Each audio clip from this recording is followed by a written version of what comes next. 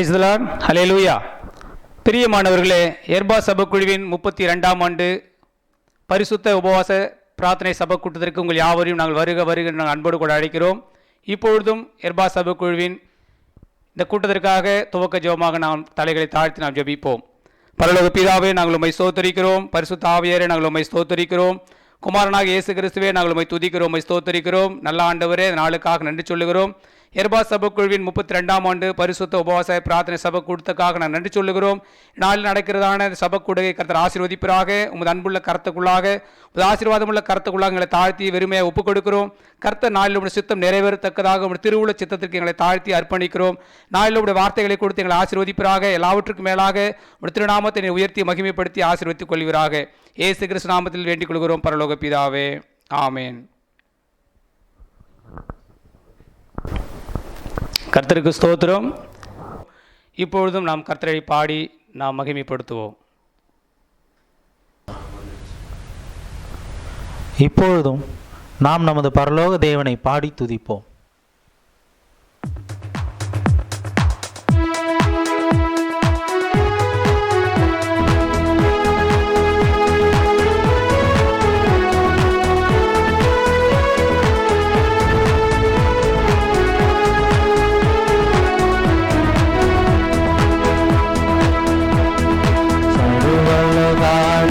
நமஸ்காரம் சர்வ சிருஷ்டிகளே நமஸ்காரம்,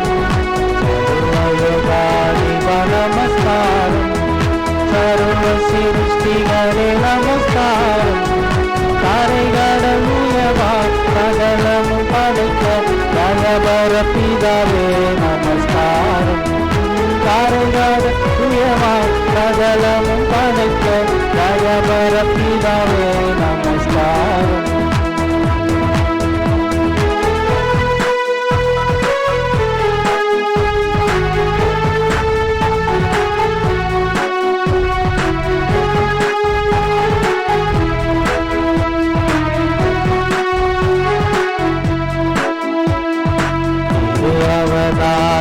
நமஸ்காரம் ஜகத்து ரட்சகனே நமஸ்காரம்.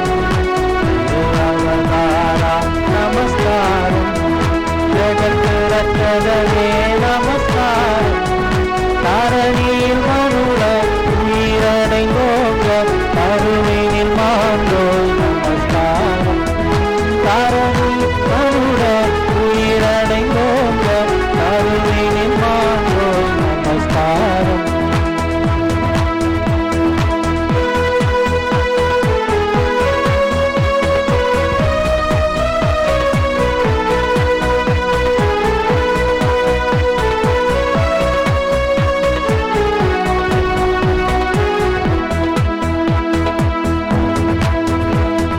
பரிசுத்த ஆவி நமஸ்காரம், பரம சத்குருவே நமஸ்காரம். பரிசுத்த ஆவி நமஸ்காரம், பரம சத்குருவே நமஸ்காரம். அருவியாயடியார் அகத்தினில் வசிக்கும் அரிய சித்தே சதா நமஸ்காரம். அருவியாயடியார் அகத்தினில் வசிக்கும் அரிய சித்தே சதா நமஸ்காரம்.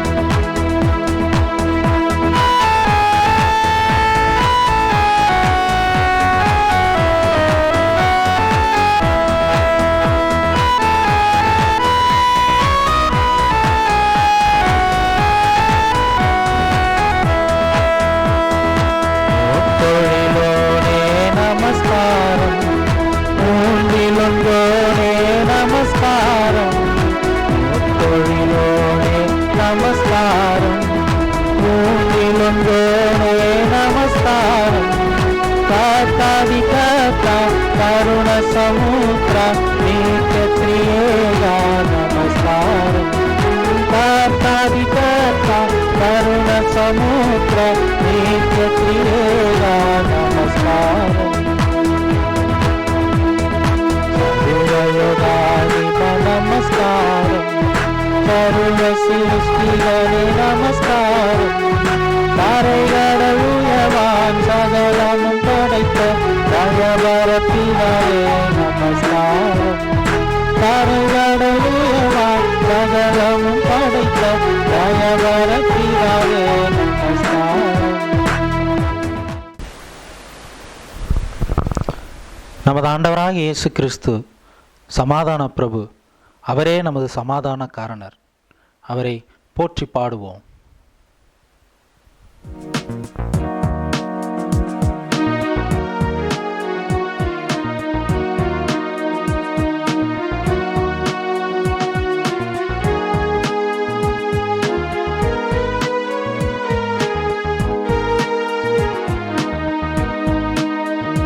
சமாதானம் போதும் இயேசு கிறிஸ்து, சமாதானம் போதும் இயேசு கிறிஸ்து. இவர்தான் இவர்தான் இவர்தான் இவர்தான் சமாதானம் போதும் இயேசு கிறிஸ்து.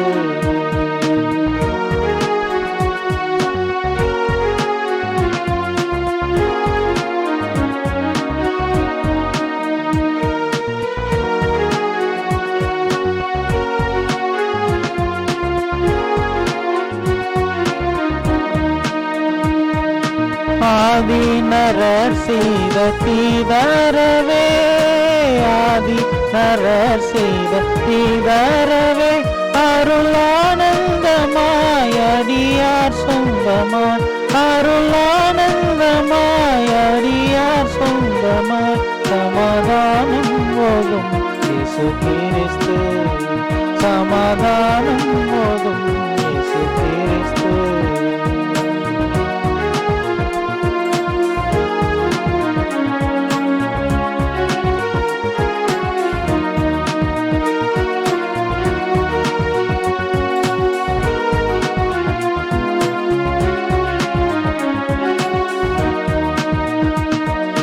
ஆரணம் பாடி பின்னோராடவே, ஆரணம் பாடி பின்னோராடவே, அறிஞர் தேடவே ஆயரும் கூடவே, அறிஞர் தேடவே ஆயரும் கூடவே.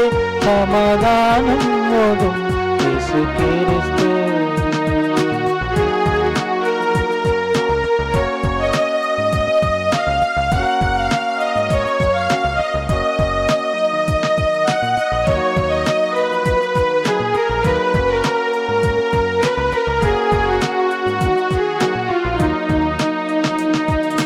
மெய்யாகவே மேசியாவுமே, மெய்யாகவே மேசியாவுமே, நம்மை நாடினாரே கிருபை கூறினாரே, நம்மை நாடினாரே கிருபை கூறினாரே. சமாதானம் போதும் இயேசு கிறிஸ்து, சமாதானம் போதும் இயேசு கிறிஸ்து.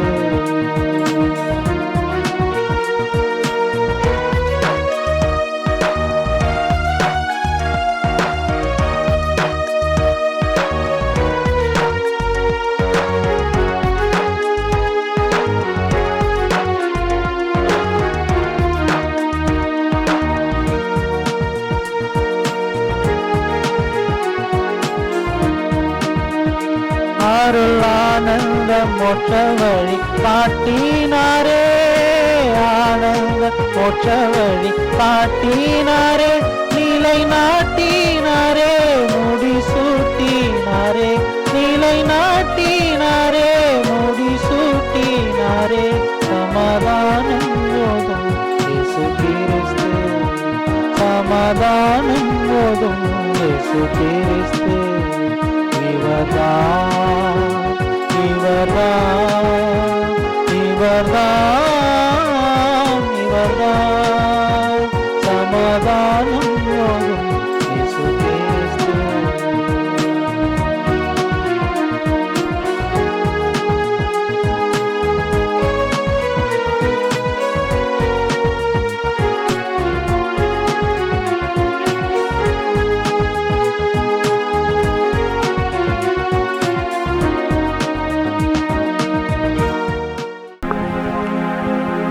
நாம் நமது தேற்றரவாளனாகிய பரிசுத்த ஆவியாரை ஆராதிக்கப் போகிறோம்.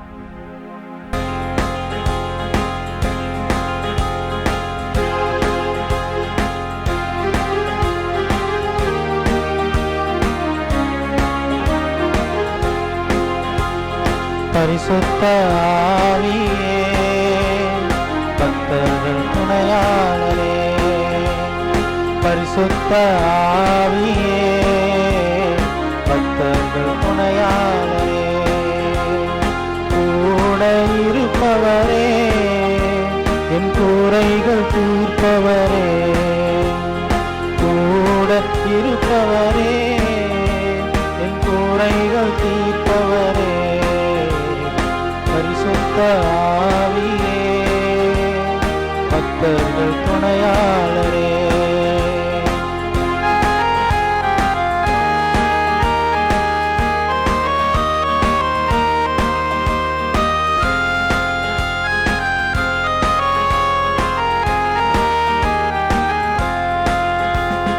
தேற்றிடும் தெய்வமே தீடம் தருபவரே, தேற்றிடும் தெய்வமே தீடம் தருபவரே, ஊற்று தண்ணீரே ஊற்று தண்ணீரே, உள்ளத்தின் ஆறுதலே எங்கள் உள்ளத்தின் ஆறுதலே, பரிசுத்த ஆவியே பக்தர்கள் துணையாளரே.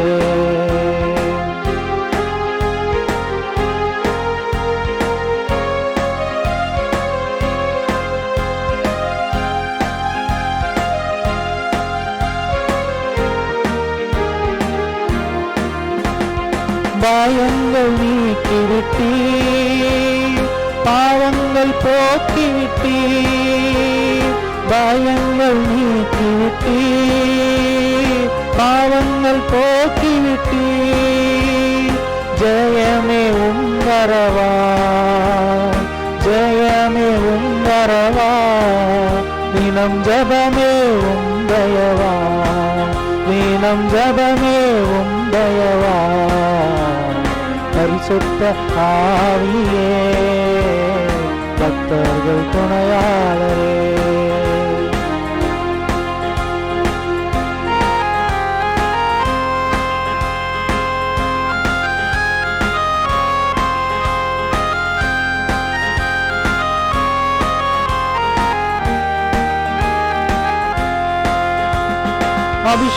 அபிஷேகநாதரே அச்சாரமானவரே, அபிஷேகநாதரே அச்சாரமானவரே, மீட்பின் நாளுக்கென்று மீட்பின் நாளுக்கென்று முத்திரையானவரே, எங்கள் முத்திரையானவரே, பரிசுத்த ஆவியே பக்தர்கள் துணையாளரே, பரிசுத்த ஆவியே பக்தர்கள் துணையாளரே.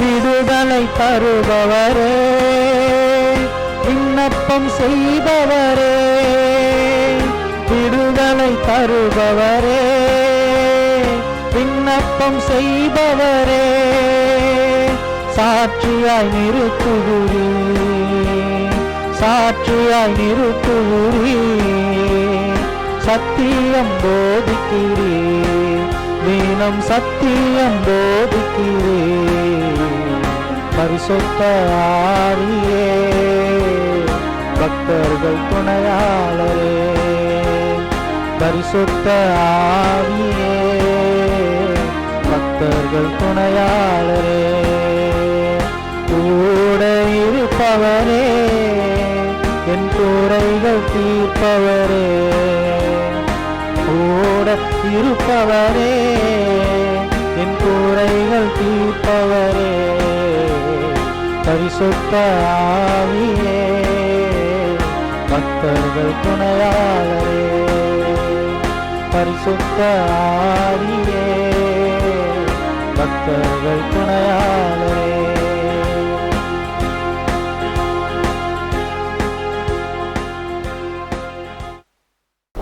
பிரைஸ் தி லார்ட், அல்லேலூயா. இப்பொழுதும் கர்த்தருடைய வார்த்தையை பகிர்ந்து கொள்ள நம்ம மத்தியிலே வந்திருக்கிறதான பேராசிரியர் டாக்டர் எஸ் நீதாசன் அவர்களை நாம் எர்பா சபையின் வாயிலாக வருக வருகின்ற நாம் வரவேற்போம். ஆண்டவரும் இரட்சகருமாக இயேசு கிறிஸ்துவின் நாமத்திலே தொலைக்காட்சி வழியாய் பார்த்து கொண்டிருக்கிற உங்கள் ஒவ்வொருவருக்கும் வாழ்த்துக்களையும் ஸ்தோத்திரங்களையும் தெரிவித்துக் கொள்கிறேன். எர்பா ஜெபக்குழு நடத்தும் 32வது பரிசுத்த உபவாச ஜெப கூடுகை மூலமாக உங்களோடு கூட கர்த்தருடைய வார்த்தையை பகிர்ந்து கொள்வதற்கு ஆண்டவர் தந்த அந்த நல்ல வாய்ப்புக்காக ஆண்டவருக்கு நான் நன்றி செலுத்துகிறேன். இன்றைய நாளிலே ஒரு மிக முக்கியமான கருப்பொருளின் அடிப்படையிலே திருமறையிலிருந்து ஒரு சில சத்தியங்களை நாம் தியானிக்க இருக்கின்றோம்.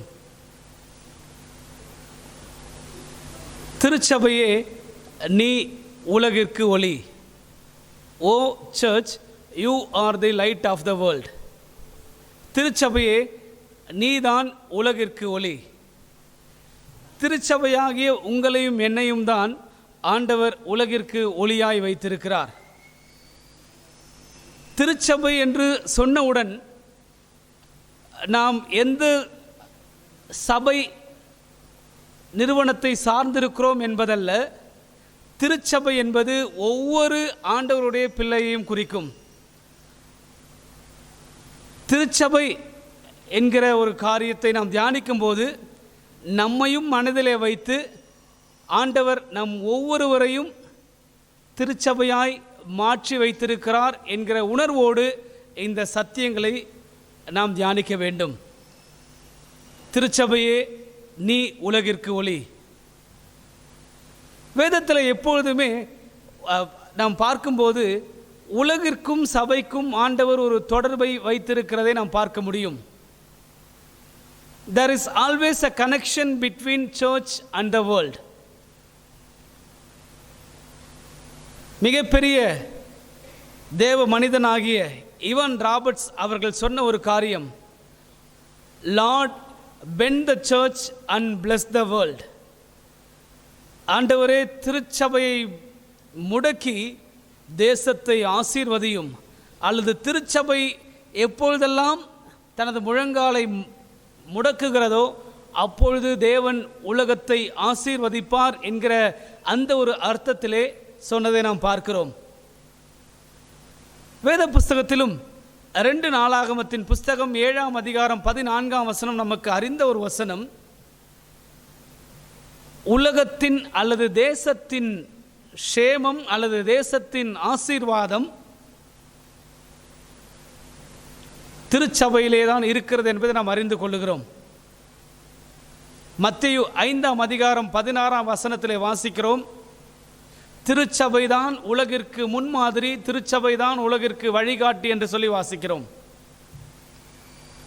ஆனால் தெரிந்தோ தெரியாமலோ இன்றைய கால திருச்சபைகள் ஆண்டவர் திருச்சபையை எதற்காய் உருவாக்கினாரோ அந்த அடிப்படை நோக்கத்திலிருந்து வழிவிலகி தரிசனத்திலிருந்து மாறி இன்றைக்கு விலகி ஓடிக்கொண்டிருக்கிற காலகட்டத்திலே நாம் வாழ்ந்து கொண்டிருக்கிறோம். சபை பாகுபாடு இல்லாமல் இன்றைக்கு ஏறக்குறைய அநேக சபைகள் கடவுள் எதற்காய் சபையை ஏற்படுத்தினாரோ அந்த அடிப்படை நோக்கத்திலிருந்து விலகி தேவனுடைய சித்தத்துக்கு விரோதமாய் ஓடிக்கொண்டிருக்கிற காலகட்டத்திலே நாம் வாழ்ந்து கொண்டிருக்கிறோம். Church has become too busy in other peripheral activities than concentrating on the core task. கடவுள் எதற்காய் சபையை ஏற்படுத்தினாரோ அந்த மிக முக்கியமான பணியை திருச்சபை விட்டுவிட்டு இன்றைக்கு ஓரங்களிலே சபை சுற்றி கொண்டிருப்பதை நாம் பார்க்கிறோம். திரும்பவும் நான் சொல்லுகிறேன், சபை என்றவுடன் கட்டிடத்தை நாம் கண்களுக்கு முன்பதாக கொண்டு வர வேண்டாம். சபை என்று சொன்னவுடன் உங்களையும் என்னையுமே அது குறிக்கிறது. இன்றைக்கு கடவுள் நம்மை எதற்காக, சபையாகிய நம்மை எதற்காக அழைத்தாரோ அந்த அழைப்பிலே ஓடிக்கொண்டிருக்கிறோமா அல்லது வேறே காரியங்களிலே நாட்டமுள்ளவர்களாக இருக்கிறோமா என்பதை ஆராய்ந்து பார்க்க ஆண்டவர் நம்மோடு கூட பேசிக் கொண்டிருக்கிறார். வேத புஸ்தகத்திலே முதலாய் சபை என்கிற வார்த்தை மத்தேயு எழுதின சுவிசேஷம் 16ஆம் அதிகாரம் 18ஆம் வசனத்திலே ஆண்டவர் சொல்லி இருப்பதை பார்க்கலாம். இந்த கல்லின் மேல் என் சபையை கட்டுவேன், பாதாளத்தின் வாசல்கள் அதை ஒரு காலம் மேற்கொள்வதில்லை. இந்த வசனத்தின் மூலமாய் நாம் தெரிந்து கொள்ளுகிற ஒரு மிக முக்கியமான ஒரு காரியம், சபைக்கு எப்பொழுதுமே இந்த உலகத்திலே போராட்டம் இருந்து கொண்டே இருக்கும். The church will have constant struggle with the enemy. ஆனால் திருமறை நமக்கு தருகின்ற மிகப்பெரிய நம்பிக்கை, பாதாளத்தின் வாசல் ஒரு காலம் சபையை மேற்கொள்ளுவதில்லை. கடவுள் நம்மோடு கூட இருக்கிறார், அதனாலே நாம் மேற்கொள்ள முடியாது. நம் ஆண்டவர் நம்மோடு இருந்து நம்மை வழிநடத்துகிறார். 1ஆம் நூற்றாண்டு திருச்சபையினுடைய ஒரு சில உதாரணங்களை நாம் பார்த்துவிட்டு நம்முடைய தியானத்துக்குள்ளே நாம் போவோம். 1ஆம் நூற்றாண்டு திருச்சபை, எருசலேமிலே உருவாக்கப்பட்ட திருச்சபை. அப்போஸ்தலர் 1:8 நம் எல்லாருக்கும் அறிந்த ஒரு வசனம். பரிசுத்த ஆவி உங்களிடத்தில் வரும்போது நீங்கள் பலனடைந்து எருசலேமிலும் யூதேயா சமாரியாவிலும் பூமியின் கடைசி பரியந்தம் எனக்கு சாட்சிகளாய் இருப்பீர்கள். இதுதான் ஆண்டவர் அந்த எருசலேம் திருச்சபைக்கு தந்த ஒரு மிக முக்கியமான ஒரு வாக்குதத்தம், தரிசனம். எருசலேம், பின்பு யூதேயா, சமாரியா, பூமியின் கடைசி பரியந்தம். ஆனால் தெரிந்தோ தெரியாமலோ அன்றைக்கு இருந்த 1ஆம் நூற்றாண்டு திருச்சபை எருசலேமையே மையப்படுத்தி பெந்தேகோஸ்தே நாளுக்கு பின்பதாய் எருசலேமிலே தங்கிவிடுகிற காரியத்தை நாம் பார்க்கிறோம். ஆண்டவருடைய சித்தத்துக்கு விரோதமாய் ஆண்டவர் எருசலேமை விட்டு யூதேயா மற்றும் சமாரியாவுக்கு போக சொன்னார். ஆனால் ஆதி திருச்சபை எருசலேமிலேயே இருப்பதை நாம் பார்க்கிறோம். இப்படி 1ஆம் நூற்றாண்டு திருச்சபை தேவனுடைய சித்தத்திலிருந்து வழிவிலகி ஓடினதனால் ஆண்டவர் எருசலேமுக்கு வெளியே இருந்த புறவினத்து மக்கள் கூட்டத்து மத்தியில் இருந்த அந்தியோகியா பட்டணத்திலே தேவன் இன்னொரு சபையை உருவாக்கி அவருடைய சித்தத்தை நிறைவேற்ற வைத்தார்.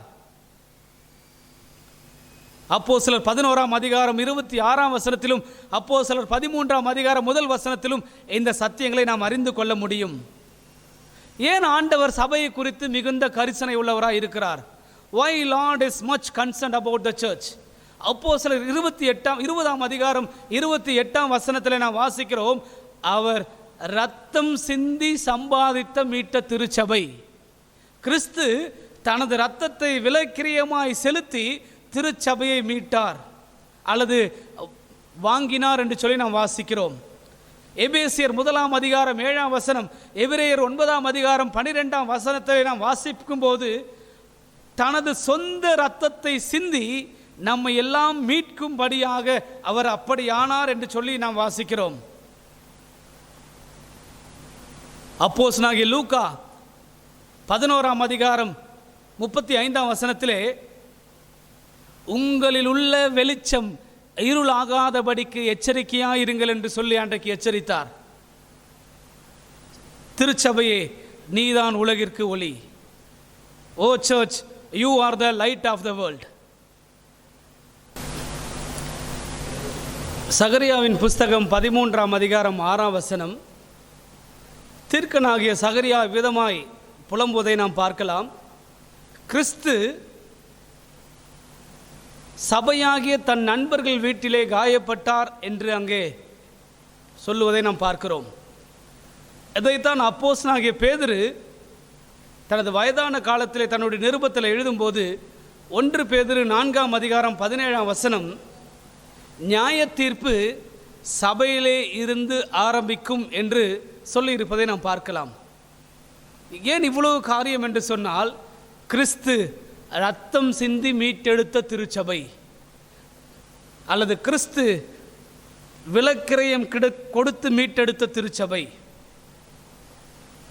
நமக்கு முன்பதாக இருக்கிற கொஞ்ச நேரம் திருமறையிலிருந்து ஆண்டவர் இந்த தலைப்பின் வழியாய் நம்மோடு கூட உணர்த்துகின்ற காரியத்தை நாம் தியானிப்போம் என்று சொன்னால், ஆண்டவர் நம் மூலமாய் அநேகரை ஆசீர்வதிக்க சித்தமுள்ளவராய் இருக்கிறார் என்று நாம் புரிந்து கொள்ளலாம்.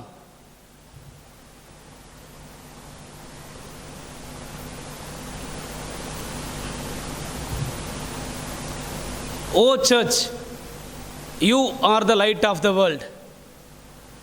திருச்சபையே, நீ உலகிற்கு ஒளி. ஒரு 6 காரியங்களை உங்களுடைய கண்களுக்கு முன்பாக கொண்டு வர விரும்புகிறேன். சர்ச் என்கிற வார்த்தை, ஆங்கில வார்த்தையை எடுத்துக்கொண்டு அந்த ஒவ்வொரு எழுத்தை உங்களுக்கு முன்பதாக அது நமக்கு உணர்த்துகின்ற சத்தியம் என்ன என்பதை உங்களோடு கூட பகிர்ந்து கொள்ள இருக்கிறேன். முதல் வார்த்தை சி.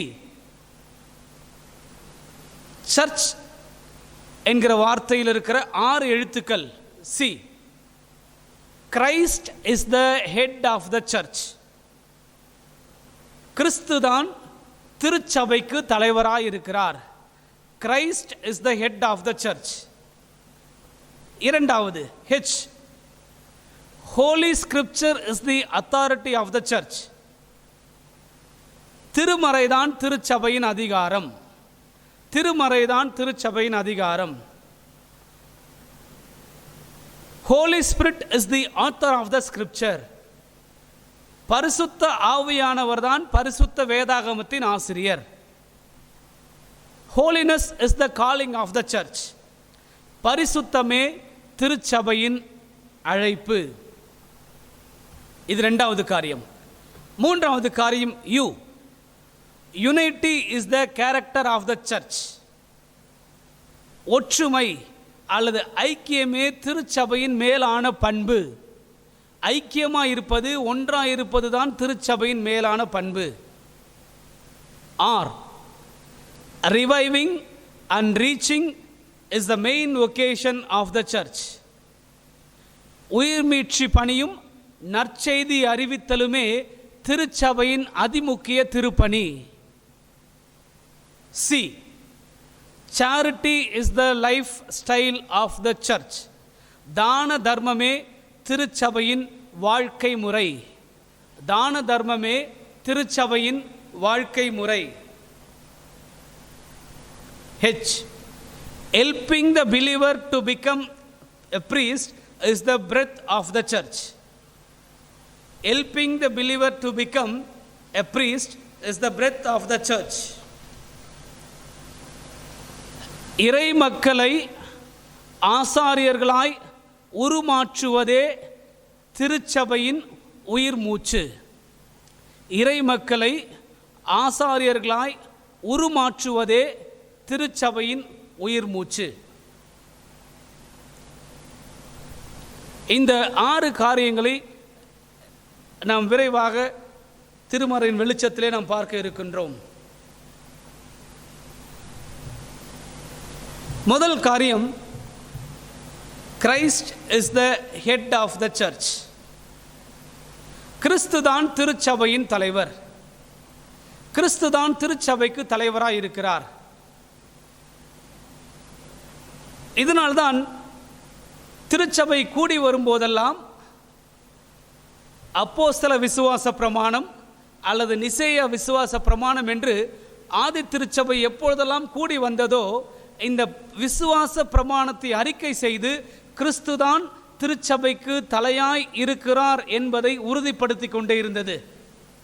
ஏனென்றால் அன்றைக்கு பலவிதமான நூதனமான உபதேசங்கள் திருச்சபைக்குள்ளே இருந்தபோது கிறிஸ்து தான் திருச்சபைக்கு தலைவர் என்பதை விசுவாசிகள் புரிந்து கொண்டு அதற்கேற்ற விதமாய் தங்களை மாற்றிக்கொள்ள வேண்டும் என்பதற்காய் திருச்சபை இப்படிப்பட்ட காரியங்களை அன்றைக்கு அனுமதித்தது. அவருடைய ஒரே பேரான குமாரனாகிய நம்முடைய நாதர் இயேசு கிறிஸ்துவை விசுவாசிக்கிறேன். இதுதான் மிக முக்கியமான கோட்பாடு.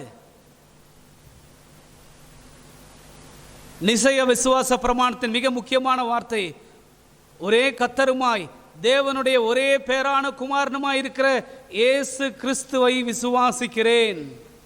இதுதான் கிறிஸ்துதான் திருச்சபைக்கு தலைவர். ஆனால் ஆதி திருச்சபை உருவான நாட்களுக்கு பின்பு கொலோசு பட்டணத்திலே ஒரு திருச்சபை உருவானது.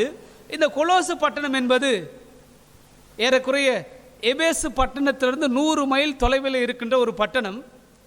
இந்த கொலோசு திருச்சபையிலே ஒரு நூதனமான ஒரு உபதேசம், கிழக்கத்திய கலாச்சாரமும் யூத சட்ட திட்டங்களும் இந்த சபைக்குள்ளே வந்தது. அங்கே அந்த கொலோசு பட்டணத்தில் யூதர்களும் இருந்தார்கள், மற்ற மக்களும் இருந்ததினாலே அங்கே ஒரு நூதனமான ஒரு உபதேசம் அந்த திருச்சபைக்குள்ளே வந்தது. கிறிஸ்துவை விசுவாசித்தார்கள் அல்லது கிறிஸ்துவ பேரிலே நம்பிக்கை இருந்தது, ஆனால் இயேசு கிறிஸ்துவுக்கு முக்கியத்துவம் தர அவர்கள் மறுத்துவிட்டார்கள். இயேசுவை நம்பினார்கள், இவர்தான் ரட்சிப்பு என்று சொன்னார்கள். ஆனால் அதே நேரத்தில் கிறிஸ்துவை முன்னிறுத்த அவர்கள் தவறி போனார்கள்.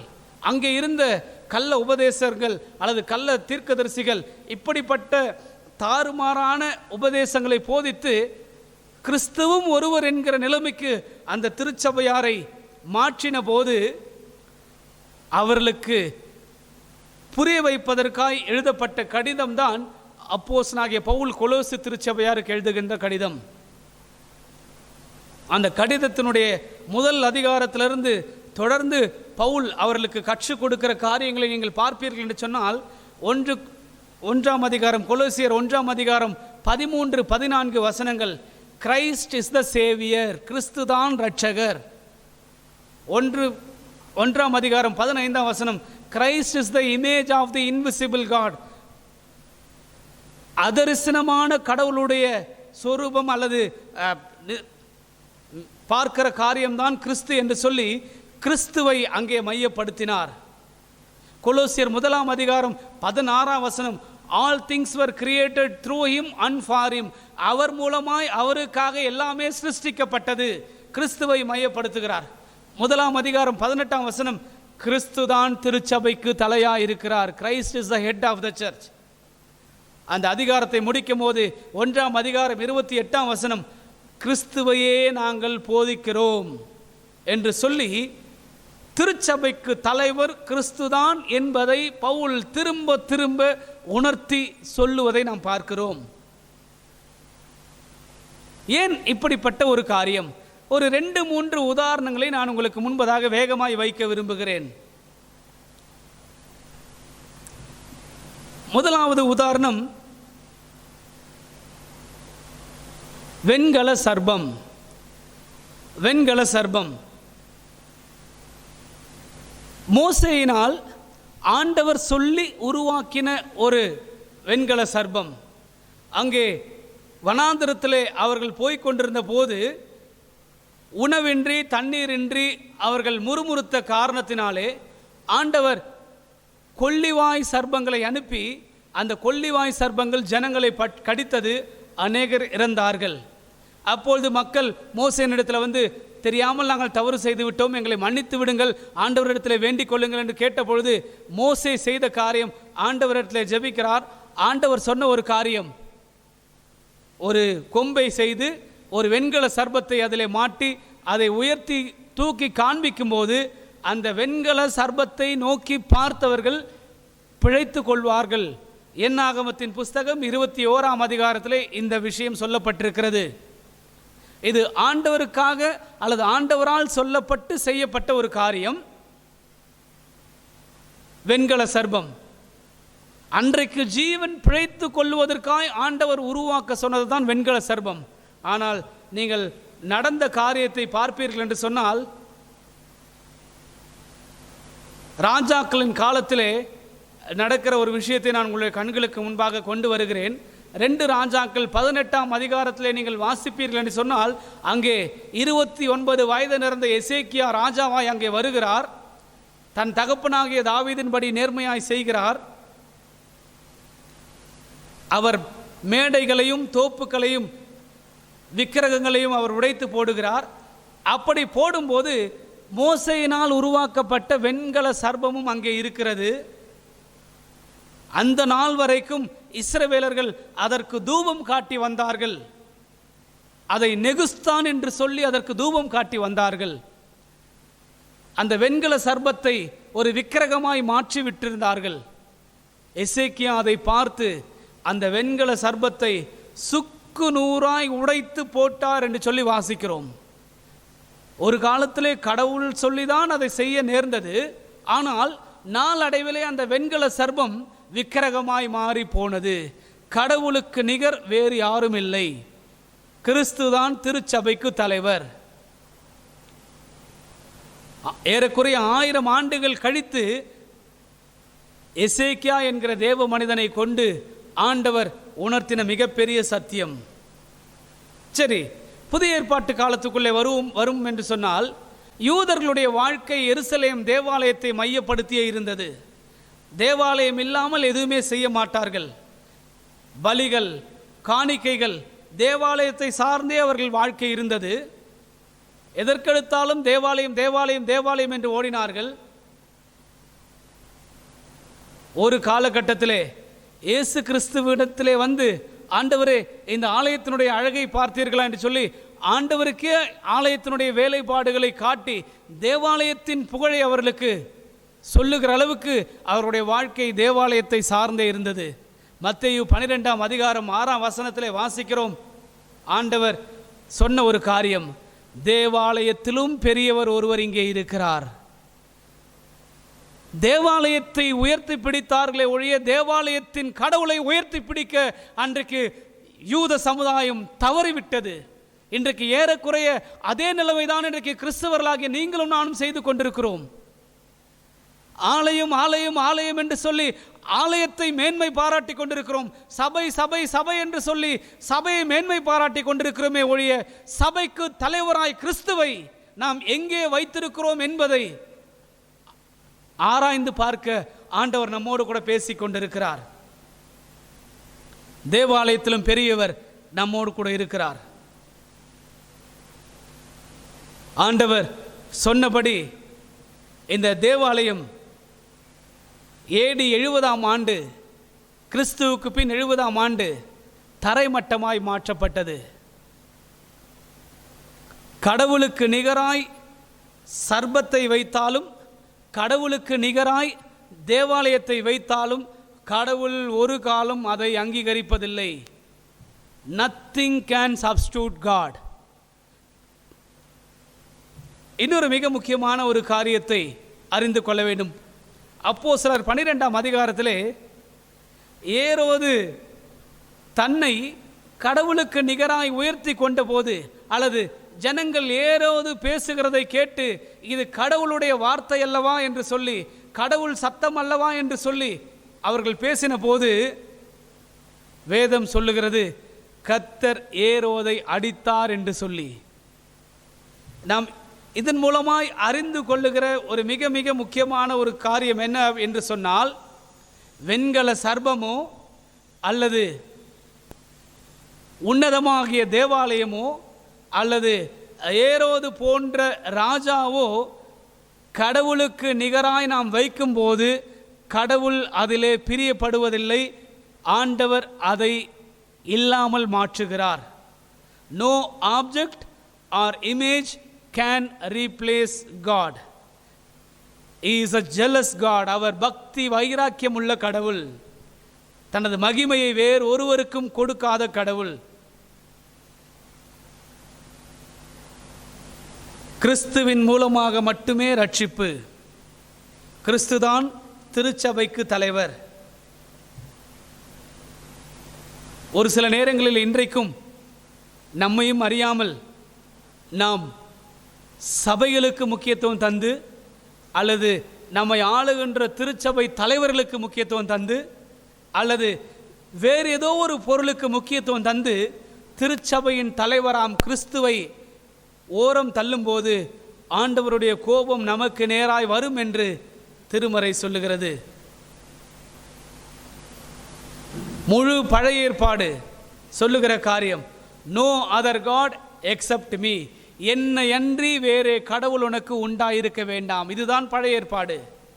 புதிய ஏற்பாடு, கிறிஸ்துதான் திருச்சபைக்கு தலைவர். அவர் நேற்றும் இன்றும் என்றும் மாறாதவராயிருக்கிறார். திருச்சபையே, நீ உலகிற்கு ஒளியாயிருக்கிறாய். இரண்டாவது காரியம், holy scripture is the authority of the search.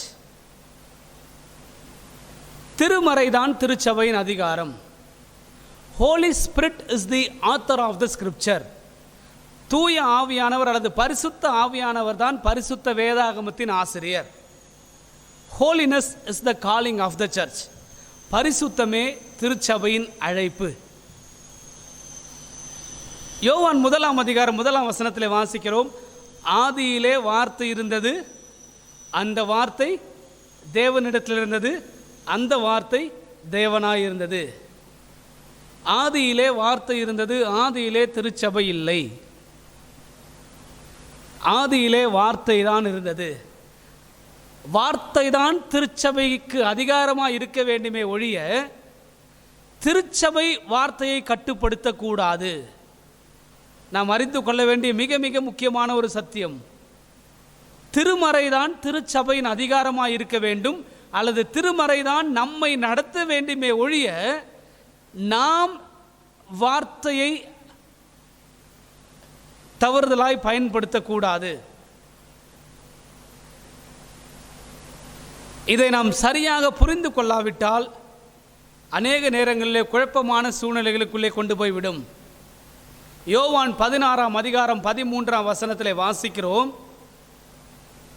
சத்திய ஆவியானவர் வரும்போது சகல சத்தியத்துக்குள்ளும் உங்களை நடத்துவார். அவர் தனது சுயமாக எதையும் போதிக்காமல் ஏற்கனவே நான் சொல்லி சென்ற காரியங்களை அல்லது நான் உங்களுக்கு போதித்த காரியங்களை அவர் உங்களுக்கு உணர்த்துவார். இதில் நாம் அறிந்து கொள்ளுகிற ஒரு காரியம், வார்த்தை. வார்த்தை தான் நம்மை நடத்த வேண்டும். சோலா ஸ்கிரிப்சரா. புராட்டஸ்டன்ட் திருச்சபை உருவான காலகட்டத்திலே ஆண்டவர் தேவ மனிதர்களுக்கு தந்த அநேக அடிப்படை உபதேசங்களிலே சத்தியங்களிலே மிக முக்கியமான ஒரு காரியம் சோலா ஸ்கிரிப்சரா, வார்த்தை மட்டுமே. இந்த வார்த்தை தான் திருச்சபை நடத்த வேண்டும். தேவ மனிதனாகிய டி.எல். மூடி சொன்ன ஒரு வார்த்தை உங்களுக்கு முன்பதாக நான் சொல்ல விரும்புகிறேன். இன் அவர் prayers we talk to God. In our Bible study God talked to us and we had better let God do most of the talking. நமது ஜெபங்களிலே நாம் கடவுளோடு பேசுகிறோம். நமது வேத தியானங்களிலே கடவுள் நம்மோடு கூட பேசுகிறார். கடவுள் நம்மோடு பேசுவதற்கே நாம் அதிக முக்கியத்துவம் தருவோம் என்று சொல்லி இந்த வழியாய் நடந்து வந்த தேவ மனிதர்கள் நமக்கு கற்றுக் கொடுத்திருக்கிறார்கள். யோவான் 17 அதிகாரம் 17 வசனம் சொல்லுகிறது, உமது வார்த்தையினாலே எங்களை பரிசுத்தப்படுத்தும், உமது வார்த்தை சத்தியம் என்று சொல்லி. இன்றைக்கு கிறிஸ்தவம் பரிசுத்த ஆவியானவருடைய இந்த மிக முக்கியமான என்ன சொல்வது என்று சொன்னால், the power of the Holy Spirit, பரிசுத்த ஆவியின் வல்லமை குறித்தும் திருமறையின் அதிகாரத்தை குறித்தும் சரியாக புரிந்து கொள்ளாததினால்தான் திருச்சபையில் அநேக குழப்பங்கள். பரிசுத்த ஆவியானவருடைய வல்லமையையும் திருமறையின் அதிகாரத்தையும் திருச்சபை சரியாய் புரிந்து கொள்ளாததினால்தான் இன்றைக்கு சபைகளிலே இருக்கின்ற குழப்பங்களுக்கு காரணம். மத்தேயு 22 அதிகாரம் 29 வசனத்திலே சதுசேயர்கள் இயேசுவோடு பேசிக் கொண்டிருந்த போது இயேசு அவர்களுக்கு சொன்ன ஒரு காரியம், யூ ஆர் மிஸ்டேகன், நீங்கள் தவறாய் புரிந்து கொண்டிருக்கிறீர்கள். உங்களுக்கு கடவுளுடைய வார்த்தையும் ஒழுங்காய் தெரியவில்லை, கடவுளுடைய வல்லமையையும் ஒழுங்காய் பயன்படுத்தவில்லை என்று சொல்லி அவர்களை கடிந்து கொள்வதை நாம் பார்க்கிறோம். தேவ மனிதனாகிய ஜான் வெஸ்லி அவர்கள் சொன்ன ஒரு காரியம், the church is to be judged by the scripture and not the scripture by the church. திருமறைதான் திருச்சபையை விசாரிக்க வேண்டும் அல்லது நடத்த வேண்டுமே ஒழிய திருச்சபை திருமறையை கட்டுப்படுத்திவிடக்கூடாது. சோலா ஸ்கிரிப்சரா, Scripture was the supreme authority over the church. திருவார்த்தை தான் உங்களையும் என்னையும் நடத்த வேண்டும். சோலா ஸ்கிரிப்சரா ஆர் சோலா கல்ச்சரா, இது என்ன என்று சொன்னால், கலாச்சார தாக்கங்கள் திருச்சபையை நிர்வகிக்க கூடாது. நாம் இருக்கின்ற சூழ்நிலைகள் நம்மை சுற்றி இருக்கின்ற சூழ்நிலைகள் திருச்சபையை பாதிக்கக்கூடாது. திருமறைதான் திருச்சபையை வழிநடத்த வேண்டும். இதுதான் மிக முக்கியமான ஒரு காரியம். Culture should not influence the church because the church is the light of the world.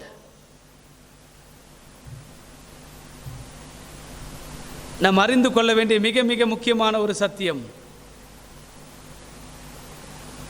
Holy Scripture and Holy Spirit will always go together. பரிசுத்த ஆவியானவரும் பரிசுத்த வார்த்தையும் ஒன்றோடொன்று இணைந்தே செல்லும். ஏன் என்று சொன்னால், பரிசுத்த ஆவியானவர் தான் பரிசுத்த வேதாகமத்தின் ஆசிரியர். வேதத்தையும் பரிசுத்த ஆவியானவரையும் நாம் வெவ்வேறாய் பிரித்து விட முடியாது. அப்படி வெவ்வேறாய் பிரித்து படிப்போம் என்று சொன்னால் திருமறை நமக்கு புரியாது. Scripture replaced by anything is a great sin. திருமறைக்கு பதில் வேறு ஏதோ ஒரு பொருளை கொண்டு வந்து அதை நாம் மாற்றுவோம் என்று சொன்னால் அது தேவனுடைய சமூகத்திலே மிகப்பெரிய பாவம்.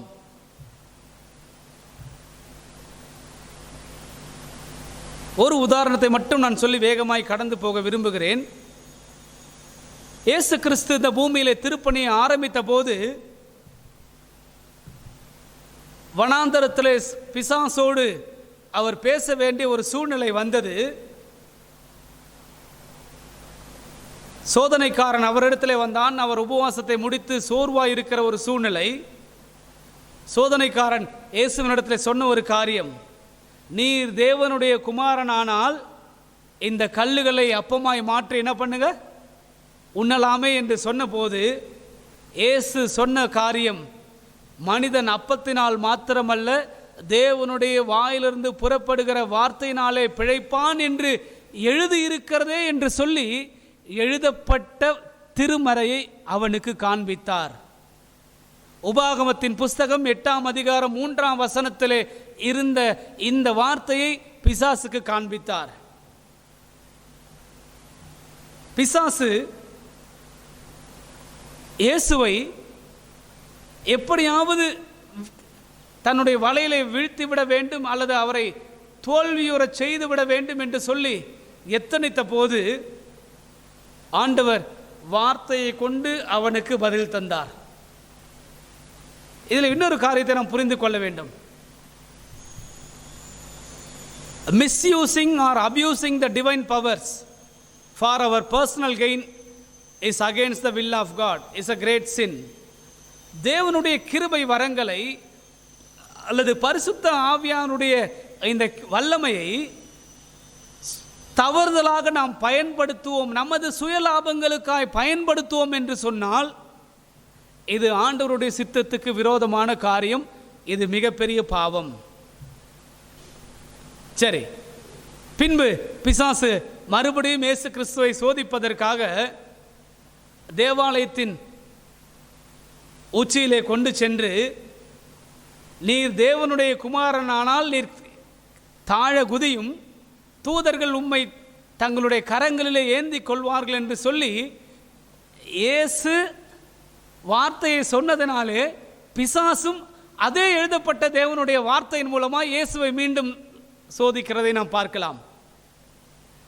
பிசாசு யூஸ் பண்ண வார்த்தை சங்கீதங்களின் புஸ்தகம் 91ஆம் சங்கீதம். அதில் சொல்லப்பட்ட வார்த்தையை இயேசுவுக்கு பிசாசு வார்த்தையை கற்றுக் கொடுக்கிற காரியம்.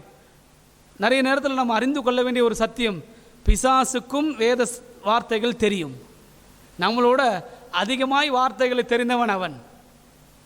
நாம் நினைக்கிறோம் நமக்கு தான் எல்லாம் தெரியும்னு சொல்லி, இல்லை. ஆனால் இயேசு திரும்பவும் உபாகமத்தின் புஸ்தகம் 6ஆம் அதிகாரம் 16ஆம் வசனத்தை சொல்லி, இப்படியும் எழுதியிருக்கிறதே,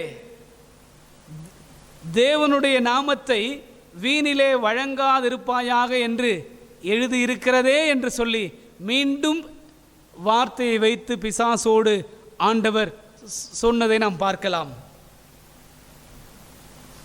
இப்படி இந்த கான்வர்சேஷன் முழுவதுமாய் ஆண்டவர் வார்த்தையை வைத்தே பிசாசை மேற்கொண்டார். வார்த்தையாகிய கடவுள் அவர், ஆனால் அவரே எழுதப்பட்ட வார்த்தையை வைத்துதான் சோதனைக்காரனை மேற்கொண்டார்.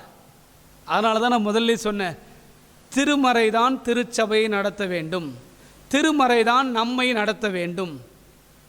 பரிசுத்த ஆவியானவர் தான் திருமறையின் ஆசிரியர். பரிசுத்த ஆவியானவரின் உதவியோடு திருமறையை படிக்கும்போது அந்த சத்தியங்களை புரிந்து கொள்ள நமக்கு உதவி செய்வார். நம்முடைய கண்கள் திறக்கப்படும், தேவனுடைய ஆசீர்வாதங்களை நாம் பெற்றுக்கொள்வோம்.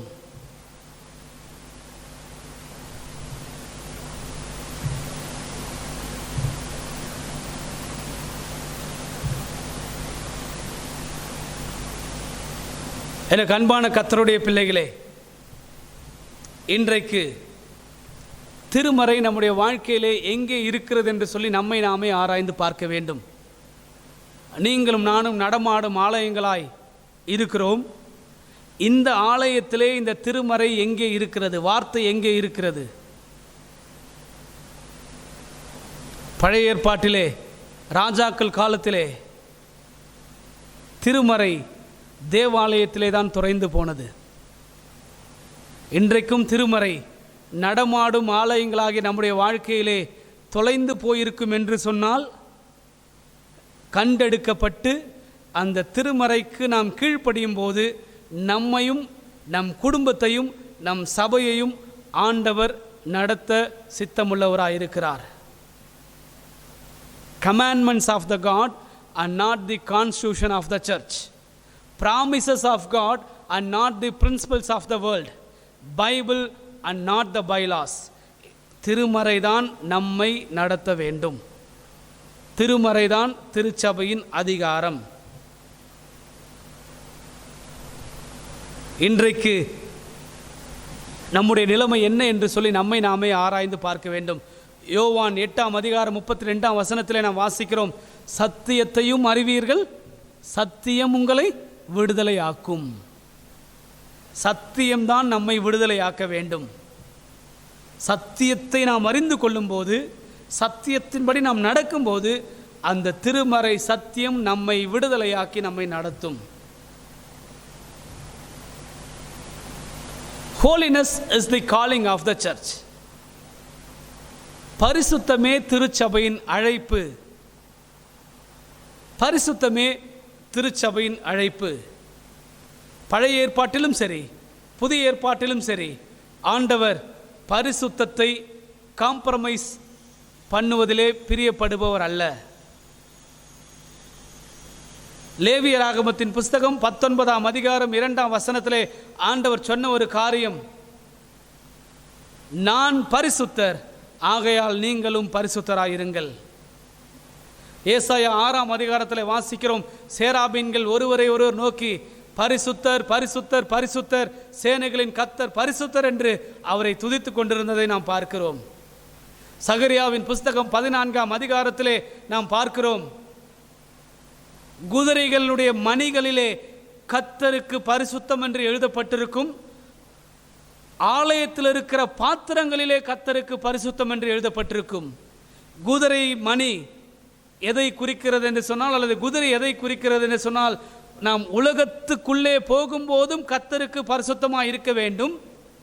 ஆலயத்தின் பலிபீட பொருட்களிலே கர்த்தருக்கு பரிசுத்தம் என்று எழுதும்போது அது எதை குறிக்கிறது என்று சொன்னால், ஆலயத்துக்கு உள்ளேயும் பரிசுத்தத்தை காத்துக்கொள்ள வேண்டும். பரிசுத்தம்தான் நமது அழைப்பு, திருச்சபையின் அழைப்பு. ஆலயத்துக்கு உள்ளேயும் பரிசுத்தம், உலகத்துக்குள்ளே இருக்கும்போதும் பரிசுத்தம். இதுதான் ஆண்டவர் நமக்கு கற்றுக் கொடுக்கின்ற மிக மிக முக்கியமான ஒரு காரியம். Holiness is the calling of the church. 1 தெசலோனிக்கேயர் 4:7 தேவன் நம்மை அசுத்தத்திற்கல்ல பரிசுத்தத்திற்கே அழைத்திருக்கிறார். 1 பேதுரு 1 14, 15, 16 வாசிக்கும் போது, உங்களை அழைத்தவர் பரிசுத்தராக இருக்கிறது போல நீங்கள் உங்கள் எல்லா நடக்கைகளிலும் பரிசுத்தராக இருங்கள். ஏன் என்று சொன்னால், நான் பரிசுத்தர் என்று சொல்லி ஆண்டவர் திருமறையிலே சொன்னதை அப்போஸ்தலனாகிய பேதுரு அங்கே சுட்டிக்காட்டி எழுதுகிறதை நாம் பார்க்கிறோம்.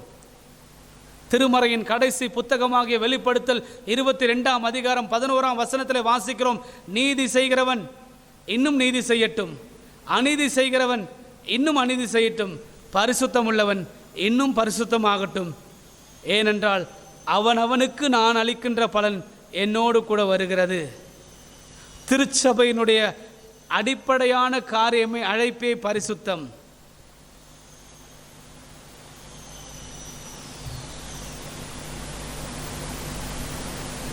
இதைத்தான் அப்போஸ்தலனாகிய பவுல் 1 கொரிந்தியர் 6ஆம் அதிகாரம் 9ஆம் வசனத்திலே தெளிவாய் சொல்லியிருக்கிற காரியம், பரிசுத்தத்தை நாம் காத்துக்கொள்ள வேண்டும். நம்முடைய சரீரத்திலே, திருச்சபையாய் நம்முடைய சரீரத்திலே பரிசுத்தத்தை நாம் காத்துக்கொள்ள வேண்டும். அவ்விசுவாசிகளோடு இணைக்கப்படக்கூடாது என்று சொல்லி 2 கொரிந்தியர் 6ஆம் அதிகாரத்திலே பவுல் எழுதுவதை நாம் பார்க்கிறோம். இருளுக்கும் வெளிச்சத்துக்கும் எப்பொழுதுமே உறவு இருக்காது. இருள் இருந்தால் அங்கே வெளிச்சம் இருக்காது, வெளிச்சம் இருந்தால் அங்கே இருள் இருக்காது. ஆனால் இன்றைக்கு நிறைய நேரங்களிலே இருளையும் வெளிச்சத்தையும் நாம் ஒன்றாக்க முயற்சித்து கொண்டிருக்கிறோம். பரிசுத்தம் தான் திருச்சபையின் அழைப்பு.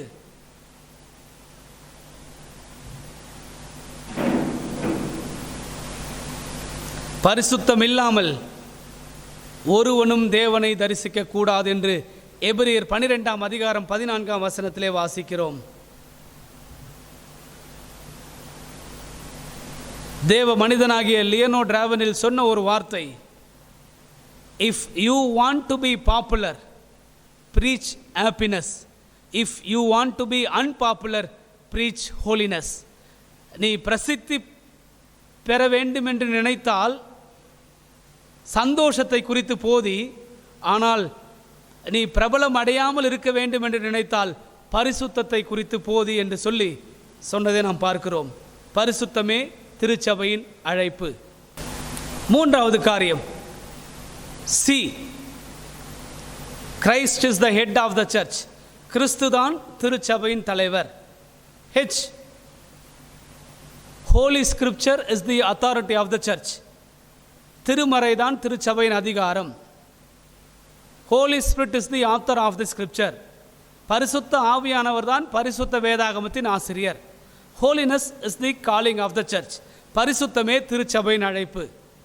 யூ, 3வது காரியம், U, unity is the character of the church. ஐக்கியமே திருச்சபையின் மேலான பண்பு.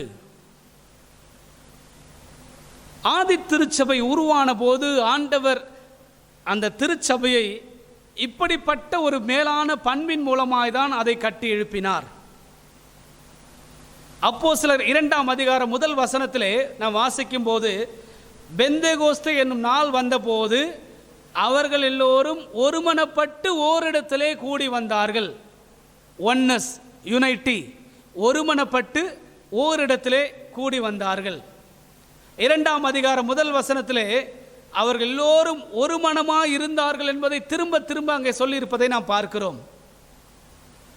இதுதான் ஆண்டவர் திருச்சபையை உருவாக்கின போது திருச்சபை நடத்துவதற்கு அல்லது திருச்சபை உருவானதற்கு காரணமாய் இருந்தது என்று கூட நாம் சொல்லலாம். இது எதேச்சாய் பெந்தேகோஸ்தே நாளிலே நடந்த ஒரு காரியம் அல்ல. ஆண்டவர் ஐக்கியமாய் திருச்சபை வளர வேண்டும் என்று தான் விரும்புகிறார். யுனைட்டி அண்ட் ஒன்னஸ், ஒரு மனம், ஒற்றுமை, ஏக சிந்தை இருக்க வேண்டும். நான் வேகமாய் ஒரு சில வசனங்களை உங்கள் கண்களுக்கு முன்னால் கொண்டு வருகிறேன். அப்போஸ்தலர் 1ஆம் அதிகாரம் 4ஆம் வசனம், அவர்கள் ஒன்றாய் கூடினார்கள். 1ஆம் அதிகாரம் 14ஆம் வசனம், அவர்கள் ஒன்றாய் ஒருமனப்பட்டு ஜெபித்தார்கள். 2ஆம் அதிகாரம் 1 வசனம், ஓரிடத்திலே ஒருமனப்பட்டு இருந்தார்கள்.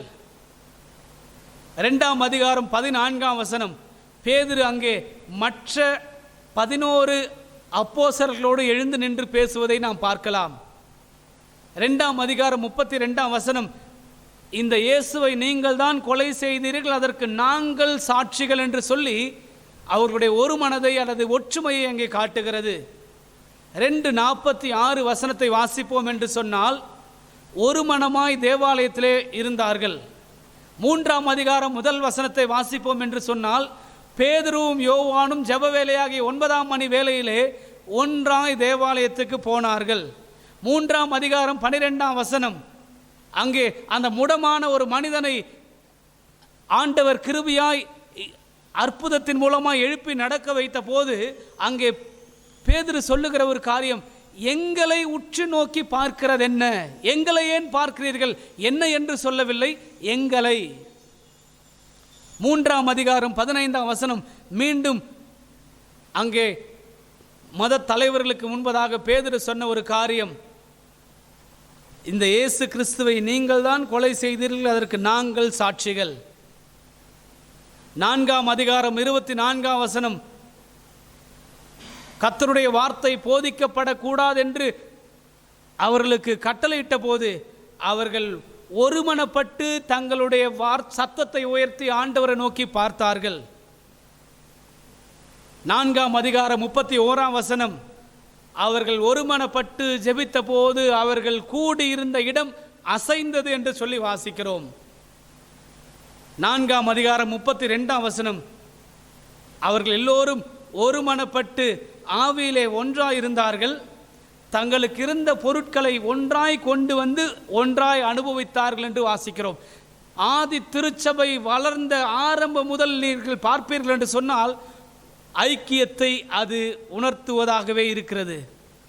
ஒரு மனம், ஒற்றுமை, இதுதான் இதற்கு பின்புதான் நீங்கள் பார்ப்பீர்கள் என்று சொன்னால், அவர்கள் இப்படி ஒரு மனமாய் ஒற்றுமையாய் காரியங்களை செய்தபோது பரலோகம் அதை அனுமதித்தது, அங்கீகரித்தது, அவர்களை ஆசீர்வதித்தது, சபை வளர்ந்து கொண்டே இருந்தது. இன்றைக்கு திருச்சபை வளர்ந்து பெருகாமல் சுருங்கி போவதற்கு காரணம் ஒற்றுமையின்மையே. எப்பொழுதெல்லாம் திருச்சபை ஒற்றுமையாக இருக்கிறதோ அது வளர்ந்து ஆண்டவருடைய வார்த்தையை மற்றவர்களுக்கு சொல்லி பெருகுவதை நாம் பார்க்கிறோம். எப்பொழுதெல்லாம் ஒற்றுமை இல்லாமல் திருச்சபை பிரிந்து கிடக்கிறதோ அது சுருங்கி போய் தேவனுடைய திட்டத்திலிருந்து வழி விலகி போவதை நாம் பார்க்கலாம். Fellowship is the symbol of the church. ஐக்கியம்தான் திருச்சபையின் அடையாளம். Love is the corner stone of the church. அன்புதான் திருச்சபையின் மூளைக்கல். Unity in diversity should be the motto of our church. வேற்றுமையில் ஒற்றுமைதான் திருச்சபையின் வாசகமாக இருக்க வேண்டும். நம் கையில் இருக்கிற 5 விரல்கள் எப்பொழுதுமே ஒன்றாக இருப்பதில்லை. ஆனால் ஒரு விரல் இல்லாமல் மற்ற 4 விரல்களாலே எந்த ஒரு பொருளையும் எளிதாக எடுக்க முடியாது. ஆண்டவர் இந்த உதாரணத்தை நம்முடைய சரீரத்திலே வைத்திருக்கிறார். 5 விரல்களும் ஒன்றாய் சேர்ந்தால்தான் ஒரு சிறிய பொருளை கூட நம்மால் எடுக்க முடியும். ஒற்றுமையை இதைவிட விளக்குவதற்கு வேறு உதாரணம் நமக்கு இல்லை. Unity is the character of the church. ஐக்கியமே திருச்சபையின் மேலான பண்பு.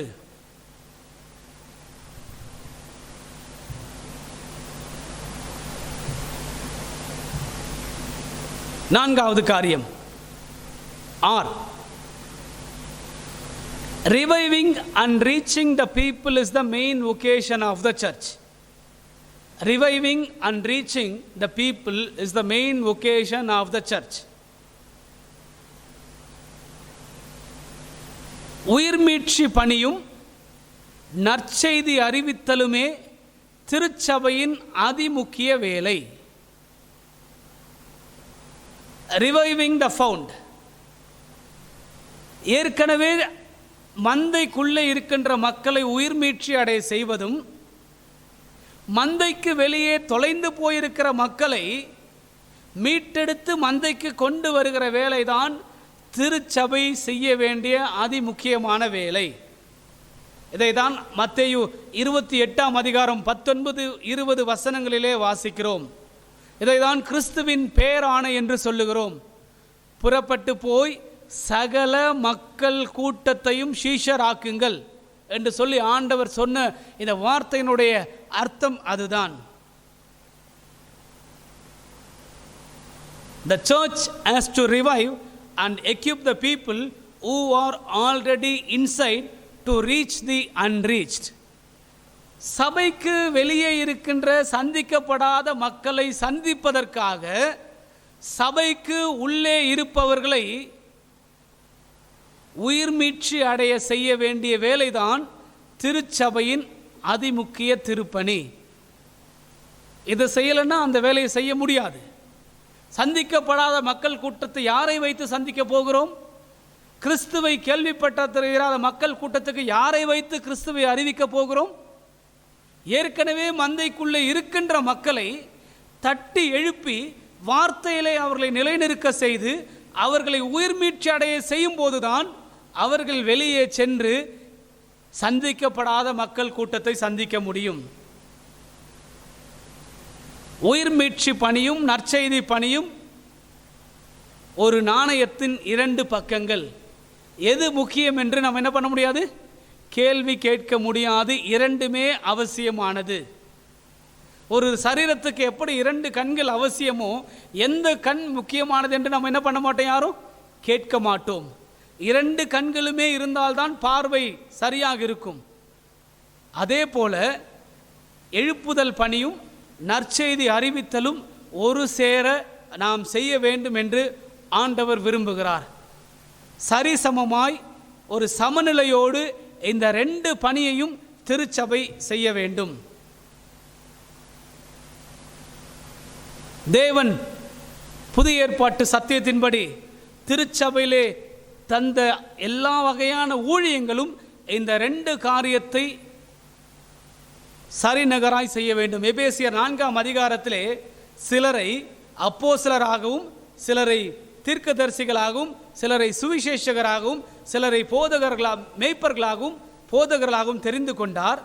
எதற்கென்று சொன்னால் திருச்சபை பக்தி விருத்தி அடைய வேண்டும், அதே நேரத்திலே கர்த்தருடைய சுவிசேஷ வேலையும் நடைபெற வேண்டும். 4ஆம் அதிகாரம் 11-12 வசனங்களிலே பவுல் இந்த 5 வகையான ஊழியங்களும் திருச்சபையிலே தேவன் வைத்ததற்கான காரணம் இதுதான் என்று சொல்லுகிறார். புதிய ஏற்பாட்டு சபையிலே 5 வகையான ஊழியங்களை குறித்து அப்போஸ்தலனாகிய பவுல் சொல்லுகிறதை நாம் எபேசியர் 4ஆம் அதிகாரம் 11-12 வசனங்களிலே நாம் பார்க்கிறோம். இந்த 5 வகையான ஊழியங்களும், ஒன்று அப்போஸ்தல ஊழியம், அனுப்பப்படுகின்ற அறியப்படாத மக்கள் அல்லது சந்திக்கப்படாத மக்களை சந்திக்க அனுப்பப்படுகின்ற பணி. தீர்க்க தரிசன ஊழியம். இந்த தீர்க்க தரிசன ஊழியம் என்பது கடவுளுடைய வார்த்தை சொல்லுகிறபடி அப்படியே உரைக்கின்ற பணி. Spokesperson of God. நற்செய்தி பணி. இந்த கர்த்தருடைய இந்த சுவிசேஷத்தை நற்செய்தி மற்றவர்களுக்கு அறிவிக்கின்ற பணி. மேய்ப்பர் பணி. ஒரு மந்தையை மேய்க்கின்ற மேய்ப்பன், ஒரு சபையை மேய்க்கின்ற மேய்ப்பன். வேதத்தை போதிக்கின்ற இந்த வேத போதனை. இந்த எல்லா வகையான ஊழியங்களும் உயிர் மீட்சியையும் அதே நேரத்தில் நற்செய்தி பணியையும் சார்ந்தே இருக்க வேண்டும் என்பதற்காக தான் தேவன் சபையிலே வைத்திருக்கிறார். இன்னும் சொல்ல போனால் இந்த 5 வகையான ஊழியங்களிலே திருச்சபைக்கு உள்ளேயும் செய்ய வேண்டும், திருச்சபைக்கு வெளியேயும் செய்ய வேண்டும் என்பதற்காக தான் ஆண்டவர் இந்த ஊழியங்களை சபையிலே வைத்திருக்கிறார். Souls R more important then stones. கட்டிடங்களை விட ஆத்துமாக்களே முக்கியம். இன்றைக்கு ஒரு சில நேரங்களிலே சபை சபை சபை சபை சபை என்று சொல்லி சபையை வளர்ப்பதிலேயே நாம் நாட்டம் அதிகமாக இருக்கிறதே ஒழிய, அல்லது நமது நேரங்கள் செலவழிந்து கொண்டிருக்கிறதே ஒழிய, ஆத்துமாக்களை குறித்ததான கரிசனை அக்கறை கொஞ்சம் கூட இல்லாமல் இருக்கின்ற காலகட்டத்தில் நாம் வாழ்ந்து கொண்டிருக்கிறோம். ஆண்டவர் கட்டிடங்களை காட்டிலும் ஆத்துமாக்களிலே பிரியப்படுகின்ற கடவுள். God is more interested in souls than stones. ஏனென்று சொன்னால் அவர் கட்டிடத்திற்காக தனது ஜீவனை கொடுக்கவில்லை, ஆத்துமாக்களுக்காக தனது இரத்தத்தை சிந்தினார். இப்படிதான் நாம் திருமறையை புரிந்து கொள்ள வேண்டும். ரட்சிக்கப்படுகிற ஒரு பாவியின் நிமித்தம் பரலோகத்திலே மிகுந்த சந்தோஷம் என்று சொல்லி அந்த ஒரு ஆத்துமா ஆண்டவருடைய அன்பிற்குள்ளே வரும் என்று சொன்னால் பரலோகம் மகிழ்கிறது, பரலோகம் சந்தோஷம் அடைகிறது. திருச்சபையே, நீ உலகிற்கு ஒளியாய் இருக்கிறாய். Oh church, you are the light of the world. உயிர் மீட்சி பணியும் நற்செய்தி பணியும் திருச்சபையின் அதிமுக்கிய திருப்பணி. எருசலேம் திருச்சபை குறித்து நான் ஏற்கனவே உங்களுக்கு சொன்னேன். எருசலேம் திருச்சபை ஏறக்குறைய இன்றைக்கு இருக்கிற கிறிஸ்தவர்களைப் போல யூதர்களையே மையப்படுத்தி, யூதர்களையே மனதில் நிறுத்தி, யூதர்களுக்காகவே பணி செய்து கொண்டிருந்தது.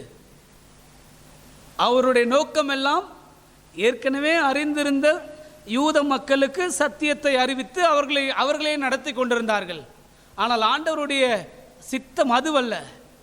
அவருடைய ரட்சிப்பு யூத மக்களுக்கு மட்டுமே அல்ல, எல்லோருக்கும் சொந்தமானது என்று வேதம் சொல்லுகிறது. ஆனால் அந்தியோகியா திருச்சபை யூத மக்களுக்கும் ஆண்டவருடைய வார்த்தையை கற்றுக் கொடுத்தது. யூத மக்கள் அல்லாத புறவினத்து மக்களுக்கும் ஆண்டவருடைய வார்த்தையை சொல்லி மந்தைக்குள்ளே சேர்த்தது. எருசலேம் திருச்சபை உயிர்மீட்சி பணியை மட்டுமே மையமாக வைத்து செய்து கொண்டிருந்தது. ஆனால் அந்தியோகியா திருச்சபை உயிர்மீட்சி பணியையும் நற்செய்தி பணியையும் ஒரு சேர செய்ததினாலே அந்தியோகியா திருச்சபை அநேக சபைகளுக்கு ஆசீர்வாதமாய் இருந்ததை அப்போஸ்தலர் நடபடிகளிலே நாம் வாசிக்கிறோம்.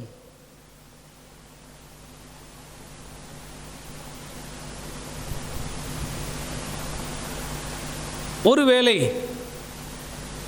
நம்முடைய டார்கெட் எப்படி இருக்கிறது? சந்திக்கப்பட்ட மக்களை மட்டுமே சந்தித்து கொண்டிருக்கிறோமா, அல்லது சந்திக்கப்படாத மக்கள் கூட்டத்தை பற்றி சிந்திக்கிறோமா? சுவிசேஷம் அறிவித்தவர்களுக்கே சுவிசேஷத்தை அறிவித்து கொண்டிருக்கிறோமா, அல்லது சுவிசேஷம் அறிவிக்கப்படாத மக்களை குறித்து பாரமுள்ளவர்களாக இருக்கிறோமா? எழுப்புதல் அடைந்த மக்களையே நாம் இன்னும் அதிகமாக எழுப்புதல் அடைய செய்து கொண்டிருக்கிறோமா, அல்லது இன்னும் உயிர்மீட்சி தேவையாக இருக்கிற மக்களை குறித்து நாம் கரிசனையோடு இருந்து அவர்கள் மூலமாய் சந்திக்கப்படாத மக்கள் கூட்டத்தை நாம் சந்திக்கிறோமா? ஆண்டவர் நம்மோடு கூட பேசி கொண்டிருக்கிறார் என்று சொல்லி நான் நம்புகிறேன். திருச்சபையே, நீ உலகிற்கு ஒளியாய் இருக்கிறாய். நம்மிலுள்ள வெளிச்சம் இருளாகாதபடி நாம் எச்சரிக்கையாய் இருக்க வேண்டும் என்று கர்த்தருடைய வார்த்தை நமக்கு நேராய் வருகிறது. 4 காரியங்களை பார்த்திருக்கிறோம். ஐந்தாவது காரியம் C, charity is the lifestyle of the church. தான தர்மமே திருச்சபையின் வாழ்க்கை முறை. தான தர்மமே திருச்சபையின் வாழ்க்கை முறை. ஏழைகளுக்கும் பலனற்றவர்களுக்கும் உதவுவதே திருச்சபையின் வாழ்க்கை முறையாய் இருக்க வேண்டும். ஏழைகளுக்கும் பலனற்றவர்களுக்கும் உதவி செய்வதுதான் திருச்சபையின் வாழ்க்கை முறையாய் இருக்க வேண்டும். லூக்கா எழுதின சுவிசேஷம் 4ஆம் அதிகாரத்திலே இயேசு கிறிஸ்து இந்த சத்தியத்தை எப்படி வலியுறுத்துகிறார் என்பதை நாம் பார்க்கலாம். 4ஆம் அதிகாரம் 16 முதல் 19 வசனங்களை வாசிப்போம் என்று சொன்னால், கர்த்தருடைய ஆவியானவர் என் மேல் இருக்கிறார், தரித்திரருக்கு சுவிசேஷத்தை அறிவிப்பதற்காகவும், நொறுங்குண்ட இருதயம் உள்ளவர்களை மக்களை குணப்படுத்துவதற்காகவும், சிறைப்பட்டவர்களை விடுவிக்கவும், பார்வையற்றவர்களுக்கு பார்வை தரவும், கட்டுண்டவர்களை விடுதலையாக்கவுமே என்மேல் இருக்கிறார் என்பதை நாம் புரிந்து கொள்ள வேண்டும். இதில் சொல்லப்பட்ட முதல் வார்த்தை தரித்திரருக்கு சுவிசேஷம். தரித்திரருக்கு சுவிசேஷம் என்றவுடன் நாம் என்ன நினைக்கிறோம் என்று சொன்னால், ஏதோ வசதி இல்லாத மக்களுக்கு சுவிசேஷம் என்றல்ல, இந்த சுவிசேஷத்தை கூட கேள்விப்பட்டிராத மக்களுக்கு சுவிசேஷத்தை கொண்டு போய் சேர்ப்பது, அல்லது இந்த நற்செய்தியை கேட்க கூட அவர்களுக்கு வாய்ப்பில்லாத மக்கள் கூட்டத்துக்கு இந்த நற்செய்தியை கொண்டு போய் சேர்ப்பதுதான் மிக மிக முக்கியம் என்பதை ஆண்டவர் இங்கே உணர்த்துகிறதை நாம் பார்க்கலாம். மார்க் எழுதின சுவிசேஷம் 10ஆம் அதிகாரம் 45ஆம் வசனத்திலே மனுஷகுமாரன் ஊழியம் கொள்ளும்படி வராமல் ஊழியம் செய்ய வந்தார் என்று சொல்லி நாம் வாசிக்கிறோம். தான தர்மமே கிறிஸ்தவம் அல்லது தான தர்மமே திருச்சபையின் வாழ்க்கை முறையாய் இருக்க வேண்டும் என்று ஆண்டவர் விரும்புகிறார். வேதம் முழுவதுமாய் இந்த சத்தியம் வருவதை நாம் பார்க்கலாம். உபாகமத்தின் புஸ்தகம் 15ஆம் அதிகாரம் 11ஆம் வசனத்தை வாசிக்கும் போது ஏழைகளுக்கு இரங்க வேண்டும் என்று ஆண்டவர் ஒரு கட்டளையாகவே அங்கே சொல்லுவதை நாம் பார்க்கலாம். உபாகமம் 15ஆம் அதிகாரம் 15ஆம் வசனத்தை நாம் படிப்போம் என்று சொன்னால், ஒரு காலத்திலே நீங்கள் எகிப்திலே அடிமைகளாக இருந்தீர்கள், அதை நினைத்து கொண்டு ஏழைகளை உதாரத்துவமாய் கவனியுங்கள் என்று சொல்லி ஆண்டவர் எழுதி வைத்திருப்பதை நாம் பார்க்கலாம். சங்கீதங்களின் புஸ்தகம் 41ஆம் சங்கீதம் முதல் வசனத்திலே ஆண்டவர் திக்கற்ற மக்களுக்கு அல்லது பலனற்ற மக்களுக்கு உதவி செய்ய வேண்டும் என்று வலியுறுத்துவதை நாம் பார்க்கிறோம். ஏழைகளுக்கு உதவி செய்வது அல்லது பலனற்றவர்களுக்கு உதவி செய்வது என்பது ஏதோ நம்மால் முடிந்த காரியம் அல்ல. அவர்களுடைய சரீரத்துக்கு அடுத்ததான காரியத்தையும் அதே நேரத்தில் அவர்களுடைய ஆன்மீகத்துக்கு அடுத்த காரியத்தையும் நாம் ஒரு சேர செய்ய வேண்டும். ஒரு சிலர் செய்கிற காரியம் அவர்களுடைய ஆன்மீக வாழ்விற்காக மட்டும் செய்துவிட்டு அவர்களுடைய சரீரத்தை குறித்ததான தேவைகளை குறித்து கவலைப்பட மாட்டார்கள். ஒரு சிலர் அவருடைய சரீர தேவைகளை மட்டும் பூர்த்தி செய்து விடுவார்கள், ஆன்மீக தேவைகளை குறித்து அவர்களுக்கு அக்கறை இருக்காது. ஆனால் ஆண்டவர் நமக்கு வலியுறுத்துகிற காரியம், we have to support them both physically and spiritually. சரீரத்துக்கு அடுத்த தேவைகளிலும் உதவி செய்ய வேண்டும், ஆவிக்குரிய காரியங்களிலும் அவர்களுக்கு உதவி செய்ய வேண்டும் என்று ஆண்டவர் விரும்புகிறார். சங்கீதங்களின் புஸ்தகம் 10ஆம் சங்கீதம் 14ஆம் வசனம், you are the helper of the fatherless. தகப்பன் இல்லாதவர்களுக்கு நீர் தகப்பனாய் இருக்கிறீர் என்று ஆண்டவருக்கு பெயர் சொல்லப்பட்டிருக்கிறது. சங்கீதங்களின் புஸ்தகம் 113ஆம் சங்கீதம் 78ஆம் வசனத்திலே வாசிக்கும் போது, ஏழையை தூசியில இருந்து தூக்கி குப்பையில இருந்து தூக்கி ஆண்டவர் ஒரு இடத்துல உட்கார வைத்து அழகு பார்க்கிறவர் என்று திருமறை சொல்லுகிறது.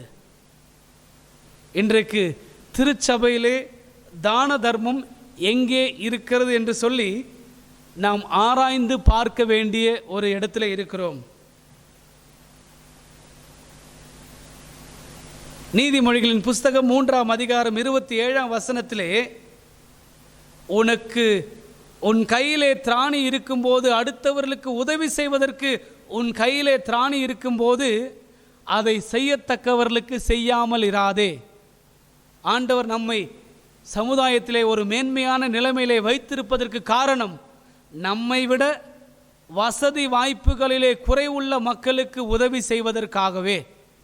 அதற்காக தான் ஆண்டவர் உங்களையும் என்னையும் திராணி உள்ளவர்களாய் மாற்றி வைத்திருக்கிறார். நாம் நினைத்து கொள்கிறோம், ஏதோ இந்த ஆசீர்வாதம் நம்முடைய முயற்சியினாலே நம்முடைய ஜெபத்தினாலே வந்தது என்று சொல்லி. இல்லை, தேவனுடைய கிருபையினாலே ஆண்டவர் நமக்கு தந்திருக்கின்றார். நம்மை திராணியுள்ளவர்களாய் மாற்றி இருப்பதற்கு காரணம் மற்றவர்களுக்கு நாம் உதவி செய்வதற்காகவே. நீதிமொழிகளின் புஸ்தகம் 19ஆம் அதிகாரம் 17ஆம் வசனம், ஏழைக்கு இறங்குகிறவன் கர்த்தருக்கு கடன் கொடுக்கிறான், அவன் கொடுத்ததை அவர் திரும்ப கொடுப்பார் என்று எழுதி வைத்திருக்கிறது. இப்படி வேதம் முழுவதுமாய் அநேக இடங்களிலே ஏழைகளை குறித்து, பலனற்றவர்களை குறித்து ஆண்டவர் எழுதி வைத்திருக்கிறதை நாம் பார்க்க முடியும். புதிய ஏற்பாட்டு சத்தியத்திலே அப்போஸ்தலனாகிய பவுல் 9ஆம் அதிகாரத்திலே 2 கொரிந்தியர் 9ஆம் அதிகாரத்திலே 9ஆம் வசனத்திலே வாரி இறைத்தான், ஏழைகளுக்கு கொடுத்தான், அவன் நீதி என்றென்றைக்கும் இருக்கும் என்று எழுதி வைத்திருக்கிறதை நாம் பார்க்கலாம். இப்படி பல இடங்களிலே ஆண்டவர் நமக்கு கற்றுக் கொடுக்கும் போது இன்றைக்கு திருச்சபை ஏன் இந்த விஷயத்திலே கவனக்குறைவாக இருக்கிறது என்று தெரியவில்லை. திருச்சபை இன்றைக்கு தெரிந்து வைத்திருக்கின்ற இந்த தான தர்மம் எல்லாம் வருடத்திற்கு ஒரு மாதம், குறிப்பாக டிசம்பர் மாதம் மட்டும்தான் தான தர்ம காரியங்களிலே திருச்சபை அதிகமாக ஈடுபடுகிறதை ஒழிய மற்ற 11 மாதங்களை குறித்து திருச்சபைக்கு அக்கறை இல்லை. அந்த ஒரு மாதம்தான். ஒருவேளை கொஞ்சம் யோசித்து பாருங்கள், நம்மை பார்க்கின்ற புறவினத்து மக்கள் என்ன நினைப்பார்கள்? வருடத்துக்கு ஒரு முறைதான் இவர்கள் உதவி செய்வார்கள் என்று சொல்லி நம்மை குறித்து ஒரு தவறான ஒரு மதிப்பு இன்றைக்கு சமுதாயத்தில் உருவாகி விடுகிறது. இல்லை, ஆண்டவர் நமக்கு கற்றுக் கொடுத்த காரியம் எப்பொழுதெல்லாம் முடியுமோ அப்பொழுதெல்லாம் அடுத்தவர்களுக்கு உதவி செய்ய வேண்டும். இன்னும் சொல்ல போனால் கிறிஸ்து பிறப்பின் மாதமாகிய அந்த கிறிஸ்துமஸ் நாட்களிலே இன்னும் அதிகமாய் உதவி செய்ய வேண்டுமே ஒழிய, உதவி என்றால் தான தர்மம் என்றால் ஏதோ ஒரு டிசம்பர் மாதத்துக்கு மட்டுமே செய்ய வேண்டும் என்கிற எண்ணத்தை மாற்றி எப்பொழுதும் செய்ய வேண்டும் என்கிற எண்ணம் திருச்சபைக்கு வர வேண்டும். கொஞ்சம் நம்ம நடைமுறையில் இந்த காரியங்களை யோசித்து பார்க்க வேண்டும். நாம் என்ன நினைக்கிறோம்? நம்முடைய குடும்பத்திலே யாராவது ஒருவருக்கு பிறந்த நாள் வந்தால் அல்லது திருமண நாள் வந்தால், ஒரு நல்ல காரியம் வந்தால் தான் ஏழைகள் கண்களிலே தெரிவார்கள். இல்லை, எப்பொழுதுமே ஏழைகள் நம் கண்களுக்கு முன்பாகவே இருக்க வேண்டும். வேதம் சொல்லுகிறது, அவர் ஏழைகளின் கடவுள், திக்கற்றவர்களுக்கு அவர்தான் தகப்பன். ஒரு ஏழையை அவமதித்தால் அது கடவுளை அவமதிப்பதற்கு சமம் என்று நம் வேதத்திலே வாசிக்கிறோம். இதைத்தான் ஏழையின் சிரிப்பில் இறைவனை காண்போம் என்று சொல்லி நம்முடைய தமிழ் அறிஞர்கள் சொல்லி சென்றிருக்கிறார்கள். திருச்சபை எங்கே இருக்கிறது என்று சொல்லி நம்மை நாமே ஆராய்ந்து பார்க்க வேண்டும். தான தர்மம்தான் திருச்சபையின் வாழ்க்கை முறையாய் இருக்க வேண்டும். இந்த ஒரு கண்ணோட்டத்தோடு அன்றைக்கு மிஷனரிகள் இந்த தேசத்துக்குள்ளே வந்து உதவி செய்து ஏழைகளுடைய கண்களை திறந்ததினாலே தான் இன்றைக்கு அநேகர் இன்றைக்கு சமுதாயத்தில் உயர்த்தப்பட்டு ஆண்டவருக்கு சாட்சியாய் இன்றைக்கும் வாழ்ந்து கொண்டிருக்கிறார்கள். திருச்சபையே, ஆண்டவர் உன்னை உலகிற்கு ஒளியாய் வைத்திருக்கிறார். Oh church, you are the light of the world. கிறிஸ்துவே திருச்சபையின் தலைவர். Christ is the head of the church. திருமறையே திருச்சபையின் அதிகாரம். Holy scripture is the authority of the church. பரிசுத்த ஆவியானவரே பரிசுத்த வேதாகமத்தின் ஆசிரியர். Holy spirit is the author of the scripture. பரிசுத்தமே திருச்சபையின் அழைப்பு. Holiness is the calling of the church. மூன்றாவது காரியம், ஒற்றுமையே திருச்சபையின் மேலான பண்பு. Unity is the character of the search. நான்காவது காரியம், எழுப்புதலும் நற்செய்தி அறிவித்தலுமே திருச்சபையின் அதிமுக்கிய திருப்பணி. Reviving and reaching the people is the main occasion of the church. ஐந்தாவது காரியம், தான தர்மமே திருச்சபையின் வாழ்க்கை முறை. Charity is the lifestyle of the church. So இந்த சர்ச் என்கிற வார்த்தையிலே CHURC 5 காரியங்களை நாம் தியானித்திருக்கிறோம். ஆறாவதும் கடைசியான காரியம் H. Helping the believer to become a priest is the breath of the church. இறை மக்களை ஆசாரியர்களாய் உருவாக்குவதே திருச்சபையின் உயிர் மூச்சு. இறை மக்களை ஆசாரியர்களாய் உருமாற்றுவதே திருச்சபையின் உயிர் மூச்சு. திருச்சபை செய்ய வேண்டிய இன்னொரு முக்கியமான பணி இது. ஆனால் தெரிந்தோ தெரியாமலோ இன்றைக்கு திருச்சபை இந்த வேலையிலே கவனக்குறைவாய் இருக்கிறதை நாம் பார்க்கலாம். நாம் 4ஆம் வார்த்தையை தியானிக்கும் போது reviving and reaching is the main occasion of the church என்று சொல்லி உயிர் மீட்சி அடைதலும் நற்செய்தி அறிவித்தலுமே திருச்சபையின் மேலான பணி என்று அல்லது முக்கியமான பணி என்று நாம் பார்த்தோம். இந்த பணியை செய்வதற்கு ஆண்டவர் யாரை உருவாக்குகிறார்? சபைக்குள்ளே இருக்கின்ற மக்களை உருவாக்குகிறார். இதுதான் ஆசாரியர்களாய் உருவாக்குற வேலை. Equipping the people as priest, விசுவாசிகளை திருப்பணி செய்கின்ற ஆசாரியர்களாய் உருமாற்றுவதுதான் திருச்சபையின் இன்னொரு வேலையாய் இருக்கிறது. ஆனால் இன்றைக்கு இதை ஏறக்குறைய எல்லா சபைகளுமே இதை சரியாய் செய்கிறார்கள் என்று சொன்னால் ஒரு சந்தேகம் இதில் வரத்தான் செய்கிறது. ஒவ்வொரு விசுவாசியையும் ஒரு ஆசாரியனாய் மாற்ற வேண்டும் என்பதுதான் தேவனுடைய திட்டம்.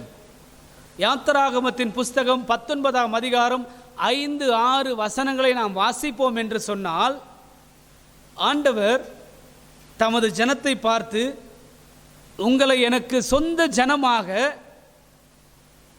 விசேஷமுள்ள ஜனமாக நான் உங்களை தெரிந்து கொள்ளுகிறேன், பரிசுத்த மக்கள் கூட்டமாக நான் உங்களை தெரிந்து கொள்ளுகிறேன் என்று சொல்லி சொன்ன ஒரு வார்த்தையை தான் அப்போஸ்தலனாகிய பேதுரு தனது 1ஆம் நிருபம் 2ஆம் அதிகாரத்திலே சொல்லுகிற காரியம். 2ஆம் அதிகாரம் 5-9 வசனங்களை நான் உங்களுக்கு வாசிக்கிறேன். பரிசுத்த பலிகளை செலுத்த பரிசுத்த ஆசாரிய கூட்டமாகவும் அல்லது ஆவிக்கேற்ற பலிகளை செலுத்த பரிசுத்த ஆசாரிய கூட்டமாகவும் புண்ணியங்களை அறிவிக்க ராஜரீக ஆசாரிய கூட்டமாகவும் ஆண்டவர் நம்மை உருவாக்கி இருக்கின்றார். நீங்களோ உங்களை அந்தகாரத்தினின்று ஆச்சரியமான ஒளி நடத்திரை வரவழைத்தவருடைய புண்ணியங்களை அறிவிக்கும்படி ராஜரீக ஆசாரிய கூட்டமாய் மாற்றி இருக்கிறார் என்று சொல்லியிருக்கிறதை நாம் பார்க்கலாம். பழைய ஏற்பாட்டு சத்தியத்தின்படி ஆசரிப்பு கூடாரத்திலும் சரி, தேவாலயத்திலும் சரி, பணிவிடை செய்கின்ற ஆசாரியன் லேவி கோத்திரத்தை சார்ந்தவர்களாக இருந்தார்கள். வேறு யாரும் ஆசாரிய ஊழியத்துக்கு அழைக்கப்படவில்லை. லேவி கோத்திரத்தார் மட்டுமே ஆசாரிய பணி செய்ய தெரிந்து கொள்ளப்பட்டவர்கள். அதுவும் லேவி கோத்திரத்துக்குள்ளே அநேக ஆசாரியர்கள் இருந்தாலும் எல்லா ஆசாரியர்களுக்குள்ளும் ஒரு ஆசாரியன் தான் பிரதான ஆசாரியனாய் மகா பரிசுத்த ஸ்தலத்துக்குள்ளே வருடத்துக்கு ஒரு முறை பலி செலுத்துவதற்காய் போக முடியும். இதுதான் ஆசாரிய பணியினுடைய மேன்மையாயிருந்தது. ஆனால் மெல்கிசேதேக்குவின் முறைமையின்படி யூத கோத்திரத்தை சேர்ந்த இயேசு கிறிஸ்து உங்களுக்காய் எனக்காய் பிரதான ஆசாரியனாய் மாறி கல்வாரி சிலுவையிலே தன்னை தியாக பலியாய் ஒப்பு கொடுத்ததினாலே நீங்களும் நானும் இன்றைக்கு ஆண்டவருக்கு பணிவிடை செய்கின்ற ஆசாரியர்களாய் இருக்கிறோம். ஆமேன். இதுதான் ஆண்டவர் நமக்கு தந்திருக்கின்ற ஒரு மேலான ஒரு ஆசீர்வாதம். எப்படி தேவாலயத்திலும் ஆசரிப்பு கூடாரத்திலும் பரிசுத்த ஸ்தலத்தையும் மகா பரிசுத்த ஸ்தலத்தையும் ஒரு திரை மூடி இருந்ததோ, இயேசு கிறிஸ்துவனுடைய மரணத்தின் மூலமாய் அந்த திரை 2ஆய் கிழிக்கப்பட்டதை நாம் வேதத்திலே வாசிக்கின்றோம். மத்தேயு 27ஆம் அதிகாரம் 51ஆம் வசனத்திலே இயேசு கிறிஸ்து ஜீவனை விட்டபோது தேவாலயத்தின் திரை மேல் தொடங்கி கீழ் வரை 2ஆய் கிழிந்தது. பாவியாகிய மனுஷன் பரிசுத்த தேவனை பார்க்க தகுதியற்றவன். இதுதான் பழைய ஏற்பாட்டு ஆசாரிய முறை. ஆனால் கிறிஸ்து தன் சரீரத்தை 2ஆய் கிழிக்க கொடுத்ததினாலே பாவியாகிய மனுஷன் பரிசுத்த கடவுள் அருகிலே போவதற்கு தைரியம் பெற்றான், சாக்கியம் பெற்றான் என்று சொல்லி எபிரேய நிருபத்திலே நாம் வாசிக்கிறோம். கிருபாசன தண்டையிலே சேர தைரியம் பெற்றோம். அங்கே மகா பரிசுத்த ஸ்தலத்திலே இருக்கின்ற உடன்படிக்கை பெட்டி கிருபாசனம், அதற்கு அருகிலே போவதற்கு கடவுள் நமக்கு கிருபை செய்திருக்கிறார். இதுதான் ஆசாரியத்துவம். பழைய ஏற்பாட்டு ஆசாரியத்துவத்தை இயேசு கிறிஸ்து மாற்றி யூத கோத்திரத்தை சார்ந்த இயேசு கிறிஸ்து, யூதா என்றால் துதி, கடவுளை யாரெல்லாம் துதிக்கிறார்களோ, கடவுளை யாரெல்லாம் போற்றுகிறார்களோ அவர்கள் எல்லோரும் கடவுளுக்கு பணி செய்கின்ற ஆசாரியர்கள். இதைதான் அப்போஸ்தலனாகிய பேதுரு தனது நிருபத்திலே ஒரு படி மேலே சொல்லுகிறார். பரிசுத்த ஆசாரிய பலிகள் செலுத்துவதற்கு பரிசுத்த ஆசாரியனாகவும், புண்ணியங்களை அறிவிப்பதற்கு ராஜரீக ஆசாரியன். இது 2 விதமான காரியம். ஒன்று திருச்சபைக்கு உள்ளே செய்யப்படுகின்ற பணி, இன்னொன்று திருச்சபைக்கு வெளியே செய்யப்படுகின்ற பணி. திருச்சபைக்கு உள்ளே செய்யப்படுகின்ற பணி பலி செலுத்துதல், அல்லது அன்றைக்கு பலி செலுத்துகிற காரியமாக இருக்கிறது. இன்றைக்கு ஜெபம், மற்ற காரியங்கள், ஊழியங்களில் உதவி செய்கின்ற காரியங்கள், இதெல்லாம் திருச்சபைக்கு உள்ளே செய்யப்படுகின்ற பணி. திருச்சபைக்கு உள்ளே செய்யப்படுகின்ற பணியாகிய பரிசுத்த ஆசாரிய வேலை செய்வதற்கு உங்களையும் என்னையும் பரிசுத்த ஆசாரியனாகவும், அதே நேரத்தில் திருச்சபைக்கு வெளியே சமுதாயத்திலே செய்யப்படுகின்ற அறிவிக்கப்படாத மக்களுக்கு, சந்திக்கப்படாத மக்களுக்கு சத்தியத்தை அறிவிக்கின்ற, புண்ணியங்களை அறிவிக்கின்ற ராஜரீக ஆசாரியனாகவும் ஆண்டவர் நம்மை மாற்றி வைத்திருக்கிறார். அல்லேலூயா. இதுதான் மிக மிக முக்கியமான ஒரு காரியம். ஆண்டவர் உங்களையும் என்னையும் திருச்சபைக்கு உள்ளேயும் ஆசாரிய பணி, திருச்சபைக்கு வெளியேயும் ஆசாரிய பணி செய்வதற்காக தான் அழைத்திருக்கிறார். இது அவருடைய கிருபை. ஆசாரிய பணி என்பது ஆண்டவர் நமக்கு கிருபையாய் கொடுத்த பணி. நீங்களும் நானும் கடவுளுக்கு ஆசாரியனாய் இருக்க வேண்டும் என்று தான் தேவன் விரும்புகிறார். திருச்சபை தான் இந்த ஆசாரியர்களை உருவாக்க வேண்டும். ஆனால் இன்றைக்கு தெரிந்தோ தெரியாமலோ திருச்சபை ஆசாரியர்களை உருவாக்குவதற்கு பதில் ஏற்கனவே எழும்பி இருக்கின்ற ஆசாரியர்களை உள்ளே உட்கார வைக்கின்ற பணியை தான் செய்து கொண்டிருக்கிறார்கள். ஆண்டவருடைய வார்த்தை தெளிவாய் நமக்கு நேராய் வருகிறது. கல்வாரியிலே தன் ஜீவனை தந்து தன் சரீரத்தை கிழிக்க கொடுத்து திரையை 2ஆய் கிழித்தது போது ஆண்டவர் நம்மை ஆசாரிய பணி செய்ய தகுதியுள்ளவர்களாய் மாற்றினார். ஆனால் தேவன் கிழித்த திரையை இன்றைக்கு திருச்சபை தைத்து கொண்டிருக்கிற காலகட்டத்திலே வாழ்ந்து கொண்டிருக்கிறோம். தேவனே பிரித்தார், பரலோகமே அதை கிழித்தது. ஆனால் இன்றைக்கு திருச்சபை கிழிந்த திரையை மூடிக்கொண்டு இவர்கள்தான் ஆசாரிய பணி செய்ய வேண்டும், வேறு யாரும் ஆசாரிய பணி செய்ய தகுதியற்றவர்கள் என்று சொல்லி கடவுளுடைய பிள்ளைகள் ஆசாரிய பணி செய்வதற்கு திருச்சபையே தடையாய் மாறி போயிருக்கின்ற காலங்களிலே நாம் வாழ்ந்து கொண்டிருக்கிறோம். எனக்கு அன்பான கர்த்தருடைய பிள்ளைகளே, ஆண்டவருடைய வார்த்தை நமக்கு நேராய் வருகிறது. இறை மக்கள் அனைவரும் ஆசாரியர். அப்போஸ்தலர் 2ஆம் அதிகாரம் 17ஆம் வசனத்தின்படி, வெளிப்படுத்தின விசேஷம் 1ஆம் அதிகாரம் 6ஆம் வசனத்தின்படி ஆண்டவர் உங்களையும் என்னையும் ராஜாக்களாய் ஆசாரியர்களாய் மாற்றி இருக்கிறார். மாம்சமான யாவருக்கும் நான் கடவுள் என்று சொன்னது போல ஆண்டவர் இறை மக்கள் அனைவரையும் ஆசாரியராய் மாற்றி வைத்திருக்கிறார். திருச்சபைக்கு உள்ளேயும் திருச்சபைக்கு வெளியேயும் ஒவ்வொரு ஆசாரியனுடைய வாழ்க்கை சபையையும் பாதிக்க வேண்டும், சமுதாயத்தையும் பாதிக்க வேண்டும். இதுதான் ஆசாரிய பணி. இன்றைக்கு ஆண்டவர் உங்களையும் என்னையும் விலக்கரையும் தந்து இரத்தத்தை சிந்தி ஆசாரியனாய் மாற்றி வைத்திருக்கிறார். திருச்சபையே ஆசாரியனை உருவாக்குகின்ற வேலையை நீ செய்கிறாயா?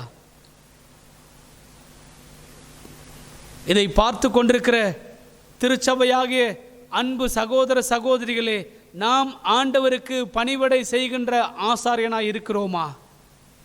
நம்மால் முடிந்த காரியங்களை சபைக்கு உள்ளேயும் நம்மால் முடிந்த காரியங்களை சபைக்கு வெளியேயும் ஆண்டவருக்காய் ஆசாரிய பணி செய்ய நாம் ஆயத்தம் உள்ளவர்களாய் இருக்கிறோமா? அல்லது சொகுசான வாழ்க்கை வாழ்ந்து கடவுள் என்னை ஆசீர்வதித்தார், அந்த ஆசீர்வாதம் எனக்கு மட்டும்தான் என்று சொல்லி ஒரு குறுகிய வட்டத்துக்குள்ளே நாம் வாழ்ந்து கொண்டிருக்கிறோமா? ஆண்டவர் மேலான பணியை நம் கையிலே தந்திருக்கிறதை நாம் பார்க்கிறோம். சபைக்கும் நாம் தேவை, சமுதாயத்துக்கும் நாம் தேவை. பரிசுத்த ஆசாரிய கூட்டம் கடவுளை தொழுது கொள்ள, ராஜரீக ஆசாரிய கூட்டம் கடவுளின் நாமத்தை பறைசாற்ற. இன்றைக்கு நமது வாழ்க்கை எப்படி இருக்கிறது என்று சொல்லி நம்மை நாமே ஆராய்ந்து பார்க்க கர்த்தருடைய வார்த்தை இந்த நேரத்தில் நம்மோடு கூட இடைப்பட்டு கொண்டிருக்கிறது.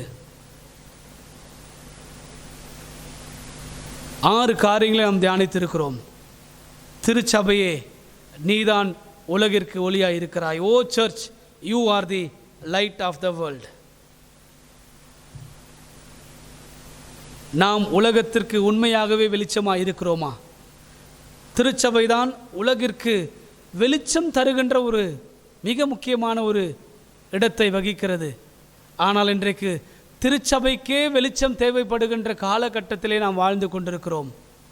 வேதம்தான் நமக்கு வெளிச்சம். இந்த வேத வார்த்தைக்கு கீழ்ப்படியும் போது உங்களையும் என்னையும் உலகிற்கு வெளிச்சம் தருகிற திருச்சபையாய் கடவுள் மாற்றுவார் என்பதிலே சந்தேகமில்லை. நாம் கண்களை மூடி நாம் ஜெபிக்கலாம். பரிசுத்தமுள்ள பிதாவே, நாங்கள் உம்மை துதிக்கிறோம். இந்த நல்ல நேரத்துக்காய் நன்றி செலுத்துகிறோம். ஆண்டவரே, உமக்கு ஸ்தோத்திரம்.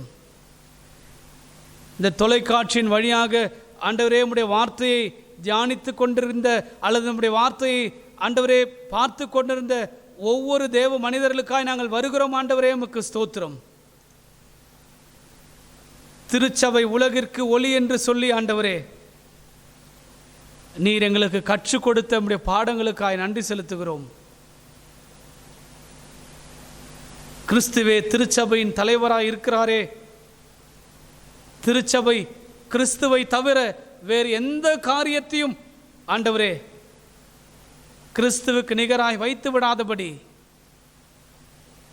வேறு எந்த காரியமும் எங்களுடைய தனிப்பட்ட வாழ்க்கையிலே கிறிஸ்துவனுடைய இடத்தை பிடித்து விடாதபடி நாங்கள் ஜாக்கிரதையாய் நடந்து கொள்ள கர்த்தர் எங்களுக்கு உதவி செய்யும்படி நாங்கள் ஜெபிக்கிறோம். ஆண்டவரே, உமக்கு ஸ்தோத்திரம். திருமறைதான் திருச்சபையின் அதிகாரம். திருமறைதான் எங்களை வழிநடத்த வேண்டும். ஆண்டவரே, பரிசுத்தமே எங்களுடைய அழைப்பாய் மாறட்டும். ஆண்டவரே, உமக்கு நன்றி செலுத்துகிறோம்.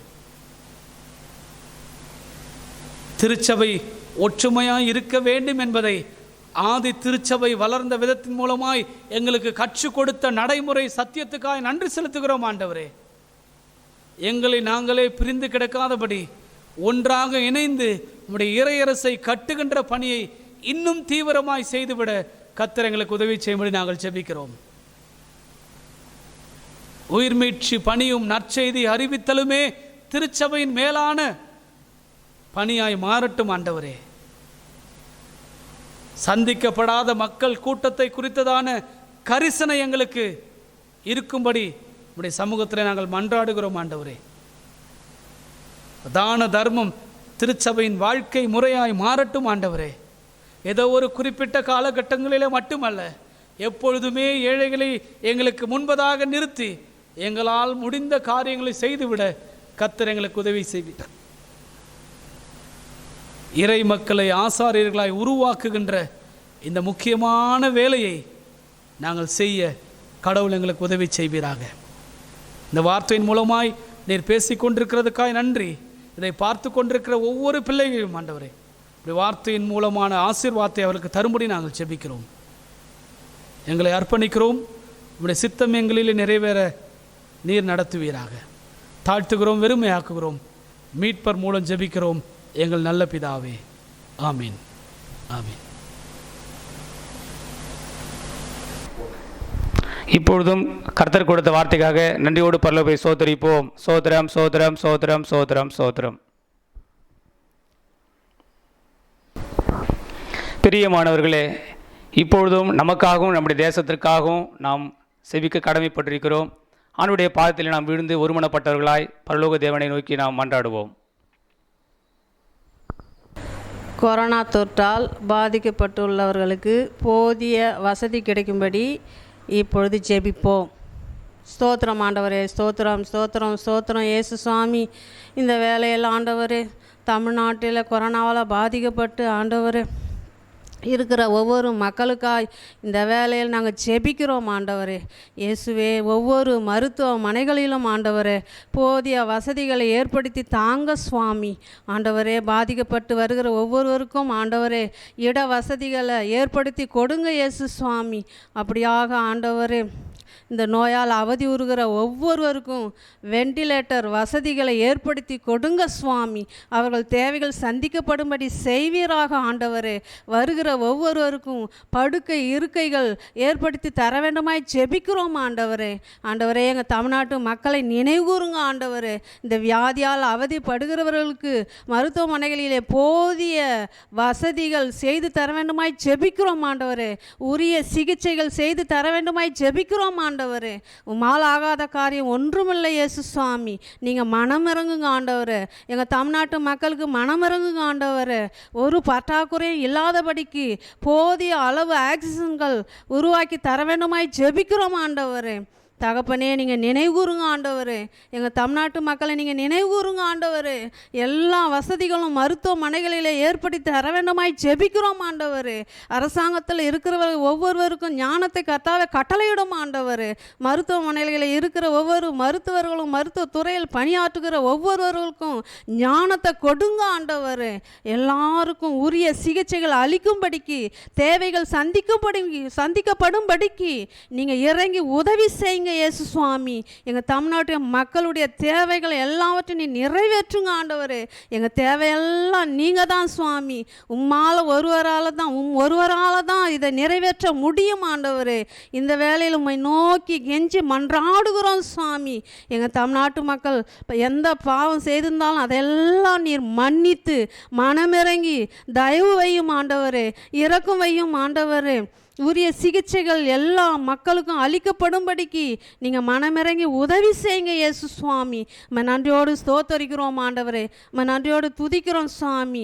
ஒவ்வொரு மருத்துவமனைகளுடைய ரத்தம் தெளிக்கப்படுவதாக, தேவைகள் சந்திக்கப்படுவதாக, ஒருவரும் வெறுமையாய் போகாதபடிக்கு, ஒருவரும் மறிக்காதபடிக்கு அவர்களுக்கு எல்லாருக்கும் ஜீவனை கொடுங்க சுவாமி. நல்ல சுகத்தை கர்த்தாவே பெற்று வீடு திரும்பும்படிக்கு உதவி செய்யுங்க இயேசு சுவாமி. நன்றியோடு ஸ்தோத்தரிக்கிறோம் ஆண்டவரே. ஸ்தோத்திரம் ஸ்தோத்திரம் இயேசு கிறிஸ்துவின் நாமத்தில் பிதாவே, ஆமென். கொரோனா நோய் தொற்று பரவாதபடி, நம்ம தேசத்தில் பரவாதபடி அதற்காக இப்போ நாம் ஜெபிப்போம். சோத்திரம் ஏசப்பா, சோதரிக்கிறோம் தகப்பனே ஆண்டவரே, சோதரிக்கிறோம் ராஜா ஆண்டவரே. இந்த கொரோனா நோய் தொற்று ஆண்டவரே எங்கள் தேசத்தில் பரவாதபடி தேவனே அப்பா, தேவனே நீ மனம் இறங்கு சுவாமி ஆண்டவரே. அப்பா, எங்கள் ஜனங்களுடைய பாவங்களை நீர் மன்னித்து ஆண்டவரே. அப்பா, எங்கள் தேசத்தில் மனம் இறங்கு ராஜா ஆண்டவரே. அப்பா, அந்த தொற்று பரவாதபடி, இந்த கொரோனா நோய் ஆண்டவரே பரவாதபடிக்கு சுவாமி ஆண்டவரே நீங்கள் தடுத்து நிறுத்துங்க ஆண்டவரே. அப்பா, நாங்கள் செய்த பாவங்களும் ஆண்டவரே நீர் மன்னித்து ஆண்டவரே. நீ தயவாய் கிருபையாய் இறங்கு சுவாமி. நீ இறங்கி ஆண்டவரே இந்த தொற்று நோய் பரவாதபடிக்கு ஆண்டவரே நீ மனமிறங்கி ஆண்டவரே இதை தடுத்து நிறுத்துவீராக கத்தாவே. கத்தாவே ஸ்தோத்தரிக்கிறோம் தகப்பனே. நன்றியோடு ஸ்தோத்தரிக்கிற ராஜா ஆண்டவரே. நீ மனமிறங்கு ராஜா இயேசு சுவாமி ஆண்டவரே. நீ மனமிறங்கு கத்தாவே ஆண்டவரே. எங்கள் தேசத்தில் ஆண்டவரே சிறு குழந்தைகளிருந்து பெரியோரிலிருந்து ஆண்டவரே பரவி ஆண்டவரே உலகம் முழுவதும் பரவி கொண்டிருக்கிற இந்த கொள்ள நோய் முற்றிலும் ஆண்டவரை தடை பண்ணி போடுவதாக கத்தாவே. தேவனே நீர் அப்படியே செய்ய போவதற்காக நன்றியோடு ஸ்தோத்தரிக்கிறோம் ஆண்டவரே. ஸ்தோத்திரம் சோதரம் இயேசு கிறிஸ்துவின் நாமத்தின் பிதாவே, ஆமென். கொரோனா நோய் பாதித்தவர்களுக்காக இப்போது ஜெபிப்போம். பரலோக பிதாவே, பசு நாமத்துக்காய் சோத்திரம். ஆண்டவராக இயேசு கிறிஸ்துவை நன்றியோடு சோத்திரிக்கிறோம் அப்பா. சோத்திரம் சோத்திரம். பசுத்தாவினம் நன்றியோடு துதிக்கிறோம் அப்பா. சோத்திரம் சோத்திரம். ஆண்டவரே, கொரோனா நோயினால் பாதிக்கப்பட்டுள்ள ஒவ்வொரு மக்களையும் உங்கள் கரத்தில் ஒப்பு கொடுக்கிறோம் ஆண்டவரே. அவர்களுடைய பாவங்கள், குற்றங்கள், குறைகள் எல்லாவற்றையும் மன்னித்து அவர்களுக்கு நீர் சுகத்தை கட்டளை வேணுமா ஜெபிக்கிறோம் அப்பா. சோத்திரம் சோத்திரம் சோத்திரம் சோத்திரம் சோத்திரம். ஆண்டவரே, அன்று பேதுருடைய மாமி ஜுரத்தோடு இருந்தபோது தொட்ட உடனே சுகமாக்கினீரே, அதுபோல் இங்கு கொரோனா நோயினால் தொற்றப்பட்டுள்ள ஒவ்வொரு மக்களையும் நீர் தொட்டு சுகப்படுத்த வேணுமா ஜெபிக்கிறோம் அப்பா. சோத்திரம் சோத்திரம் சோத்திரம் சோத்திரம் சோத்திரம் சோத்திரம். ஆண்டவரே, ஒருவரும் மறிக்க உமக்கு பிரியமில்லை ஆண்டவரே. எல்லோரையும் உடைய இயேசு கிறிஸ்துவினுடைய ரத்தத்தை பூசி அவர்களெல்லாம் சுகப்படுத்த நீ கிருபை செய்யணுமா ஜெபிக்கிறோம் அப்பா. சோத்திரம் சோத்திரம் சோத்திரம் சோத்திரம். இயேசு கிறிஸ்து நாமத்தில் பிதாவே, ஆமென். கொரோனாவால் பாதிக்கப்பட்டு இறந்து போன குடும்பங்களுக்கு கர்த்தர் சமாதானத்தையும் ஆறுதலையும் தர வேண்டுமாய் நாம் இப்பொழுது ஜெபிப்போம். சோத்தரிக்கிறோம் ஆண்டவரே, சோத்தரிக்கிறோம், நன்றோடு உம்மை துதிக்கிறோம் இயேசு சுவாமி. அப்பா பிதாவே சோத்திரம், ஆண்டவராக இயேசு கிறிஸ்துவே சோத்திரம், பரிசுத்த ஆவியானவரே உம்மை நன்றோடு சோத்தரிக்கிறோம் ஆண்டவரே. அப்பா இது இந்த வேளையில் கூட தகப்பனே கொரோனாவால் பாதிக்கப்பட்டு இறந்து போன அப்பா தகப்பனே, இறந்து போன தகப்பனே அவர்களுடைய குடும்பங்களுக்காக நாங்கள் செபிக்கிறோம் இயேசு சுவாமி. அப்பா அவங்களுடைய குடும்பங்களுக்கு நீரே ஆறுதலை தர வேண்டுமாய் நாங்கள் செபிக்கிறோம் இயேசப்பா. அப்பா யாரெல்லாம் தகப்பனே தாயை இழந்து தந்தையை இழந்து ஆண்டவரே, இந்த கொரோனாவில் சொந்த பந்தங்கள்லாம் இழந்து ஆண்டவரே, அப்பா தகப்பனே தங்கள் உற்றார் உறவினர்கள்லாம் இழந்து தவிக்கிறார்களோ அப்பா, அவர்களெல்லாம் நீர் தயவாய் கண்ணோக்கி பார்க்கிட வேண்டுமாய் நாங்கள் செபிக்கிறோம் ஏசப்பா. நீங்கள் சொல்லியிருக்கீங்களே, உங்களை நான் திக்கற்றவர்களாய் விடேன் என்று சொன்னீங்களே ஏசப்பா. அந்த வேத வசனத்தின்படியாக ஆண்டவரே அவர்கள் ஒருபோரும் திக்கற்றவர்களாய் மாறாதபடிக்கு ஆண்டவரே அப்பா நீரே தாயும் தகனுமாய் இருந்து அவர்களை தேற்றிட வேண்டுமாய் நாங்கள் செபிக்கிறோம் ஏசப்பா. மனம் இறங்குங்க இயேசு சுவாமி. அப்பா நீர் மனம் இறங்குங்க ஆண்டவரே. அவர்களுடைய பாவம் குற்றம் குறைகள்லாம் கூட மன்னிங்க இயேசு சுவாமி. அப்பா அவங்களும் ரட்சிக்கப்பட வேண்டுமாய் நாங்கள் செபிக்கிறோம் ஏசப்பா. அவங்களுடைய குடும்பங்களை நீர் சந்திக்க வேண்டுமாய் நாங்கள் செபிக்கிறோம் இயேசு சுவாமி. அப்பா யாரெல்லாம் தகப்பனே ஏசப்பா தகப்பனே இந்த கொரோனாவில் தகப்பனே உற்றார் உறவினர்கள்லாம் இழந்து இருக்கிறாங்களோ, தாய் தகப்பனை இழந்திருக்கிறாங்களோ, அவங்களுடைய இழப்புகளை அப்பா ஏற்றுக்கொள்ளக்கூடிய மனதை தகப்பனை அவங்களுக்கு கட்டளையிட வேண்டுமாய் நாங்கள் செபிக்கிறோம். அப்பா அவங்களுடைய தகப்பனை இருதயத்துக்கு ஆறுதலை நீர் தர வேண்டுமாய் நாங்கள் செபிக்கிறோம் இயேசு சுவாமி. அப்பா நீர் மனம் இறங்குங்க இயேசப்பா தகப்பனே. நீர் அப்படியே செய்ய போகிற தயவிற்காக நன்றோடு சோத்தரிக்கிறோம் ஆண்டவரே. சோத்திரம் சோத்திரம் சோத்திரம். இயேசு கிறிஸ்துவின் நாமத்தில் கேட்கிறோம் நல்ல பிதாவே, ஆமேன்.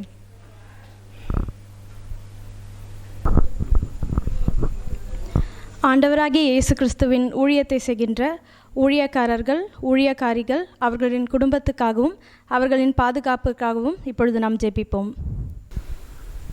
எங்களை அதிகமாக நேசிக்கிற இயேசு சுவாமி, உம்மை துதிக்கிறோம் ஆண்டவரே. சோத்திரம் சோத்திரம் சோத்திரம் சோத்திரம் சோத்திரம் சுவாமி சோத்திரம் ஆண்டவரே. இந்த வெள்ள சுவாமி உம்முடைய ஊழியத்தை செய்கின்ற ஒவ்வொரு ஊழியக்காரர்களையும் ஊழியக்காரிகளையும் உடைய திருக்கரத்தை ஒப்புக் கொடுக்குறோம் சுவாமி.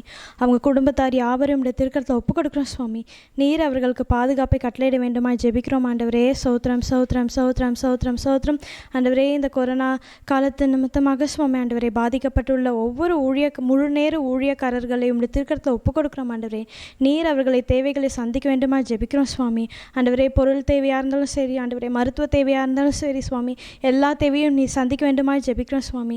சுக பல ஆரோக்கியத்தினால் ஆண்டவரே உம்முடைய ஊழிய கணவான்களை நீ நிரப்ப வேண்டுமா ஜெபிக்கிறோம் ஆண்டவரே. சோத்திரம் சோத்திரம் சோத்திரம் சோத்திரம் ஆண்டவரே. அவங்க ஆவி ஆத்மா சரீரம் யாவற்றையும் இரத்த கொட்டைக்குள்ளாக ஒப்புக் கொடுக்குறோம் சுவாமி. உம்முடைய ஆணி பாய்ந்த கரங்களுக்குள்ளாக ஒப்புக் கொடுக்குறோம் ஆண்டவரே. அப்பா நீர் ஆண்டவரே அவர்களுக்கு இருக்கின்ற மனசோர்வை நீக்கி போட்டு சுவாமி ஆண்டவரே உற்சாகத்தின் ஆவியினால் நிரப்புங்க ஆண்டவரே. உமக்காக இன்னும் அதிகமாய் ஊழியம் செய்கின்ற உற்சாகத்தின் ஆவியினால் நிரப்ப வேண்டுமாய் ஜெபிக்கிறோம் சுவாமி ஆண்டவரே. மீண்டும் ஆண்டவரே அவங்க இருதயத்தில் கூட சுவாமி எழுப்புதலின் ஆவினால் நீங்கள் நிரப்புங்க சுவாமி ஆண்டவரே. அப்பா இந்த பெருந்தொற்று சுவாமி ஆண்டவரே உம்முடைய ஊழியக்காரர்களை பாதிக்கப்படாதபடிக்க சுவாமி ஆண்டவரே நீர் அவர்களை வேலையெடுத்து பாதுகாத்துக் கொள்ள வேண்டுமாய் ஜெபிக்கிறோம் சுவாமி. ஒவ்வொரு ஊழிய கணவான்களுடைய குடும்பத்தினர் ஆண்டவரே உம்முடைய ரத்த கொட்டைகளாக ஒப்புக் கொடுக்குறோம் சுவாமி ஆண்டவரே. நீர் அவர்களுக்கு பாதுகாப்பை கட்டளையிடுங்க சுவாமி ஆண்டவரே. நீரே பொறுப்பேற்றுக் கொள்ளுங்க சுவாமி, வழிநடத்துங்க. இயேசு கிறிஸ்துவின் நாமத்தினால் ஜெபிக்கிறேன் எங்கள் ஜீவனுள்ள நல்ல பிதாவே, ஆமேன்.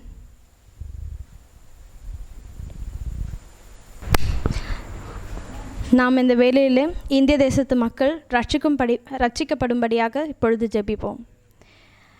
எங்களை அதிகமாக நேசிக்கிற இயேசு சுவாமி ஆண்டவரே, இந்த வேலையில் ஆண்டவரே இந்திய தேசத்தில் இருக்க ஒவ்வொரு மக்களையும் உங்களுடைய திருக்கரத்தில் ஒப்புக் கொடுக்குறேன் சுவாமி. ஒவ்வொரு மக்களையும் ஆண்டவரே உங்களுடைய பாதப்படையில் ஒப்புக் கொடுக்குறேன் சுவாமி ஆண்டவரே. நீர் ஆண்டவரே எங்கள் இந்திய தேச மக்களுக்கு சுவாமி ஆண்டவரே பாதுகாப்பை கட்டளையிடுங்க சுவாமி, ஆசீர்வாதத்தை கட்டளையிடுங்க சுவாமி. ஒவ்வொருவருக்கும் ஆண்டவரே அப்பா தேவைகளை சந்திங்க சுவாமி ஆண்டவரே. அப்பா நல்ல உடல் சுக பல ஆரோக்கியத்தினால் நிரப்புங்க சுவாமி. அவங்களோட அன்றாட தேவைகளை நீங்கள் சந்திங்க சுவாமி.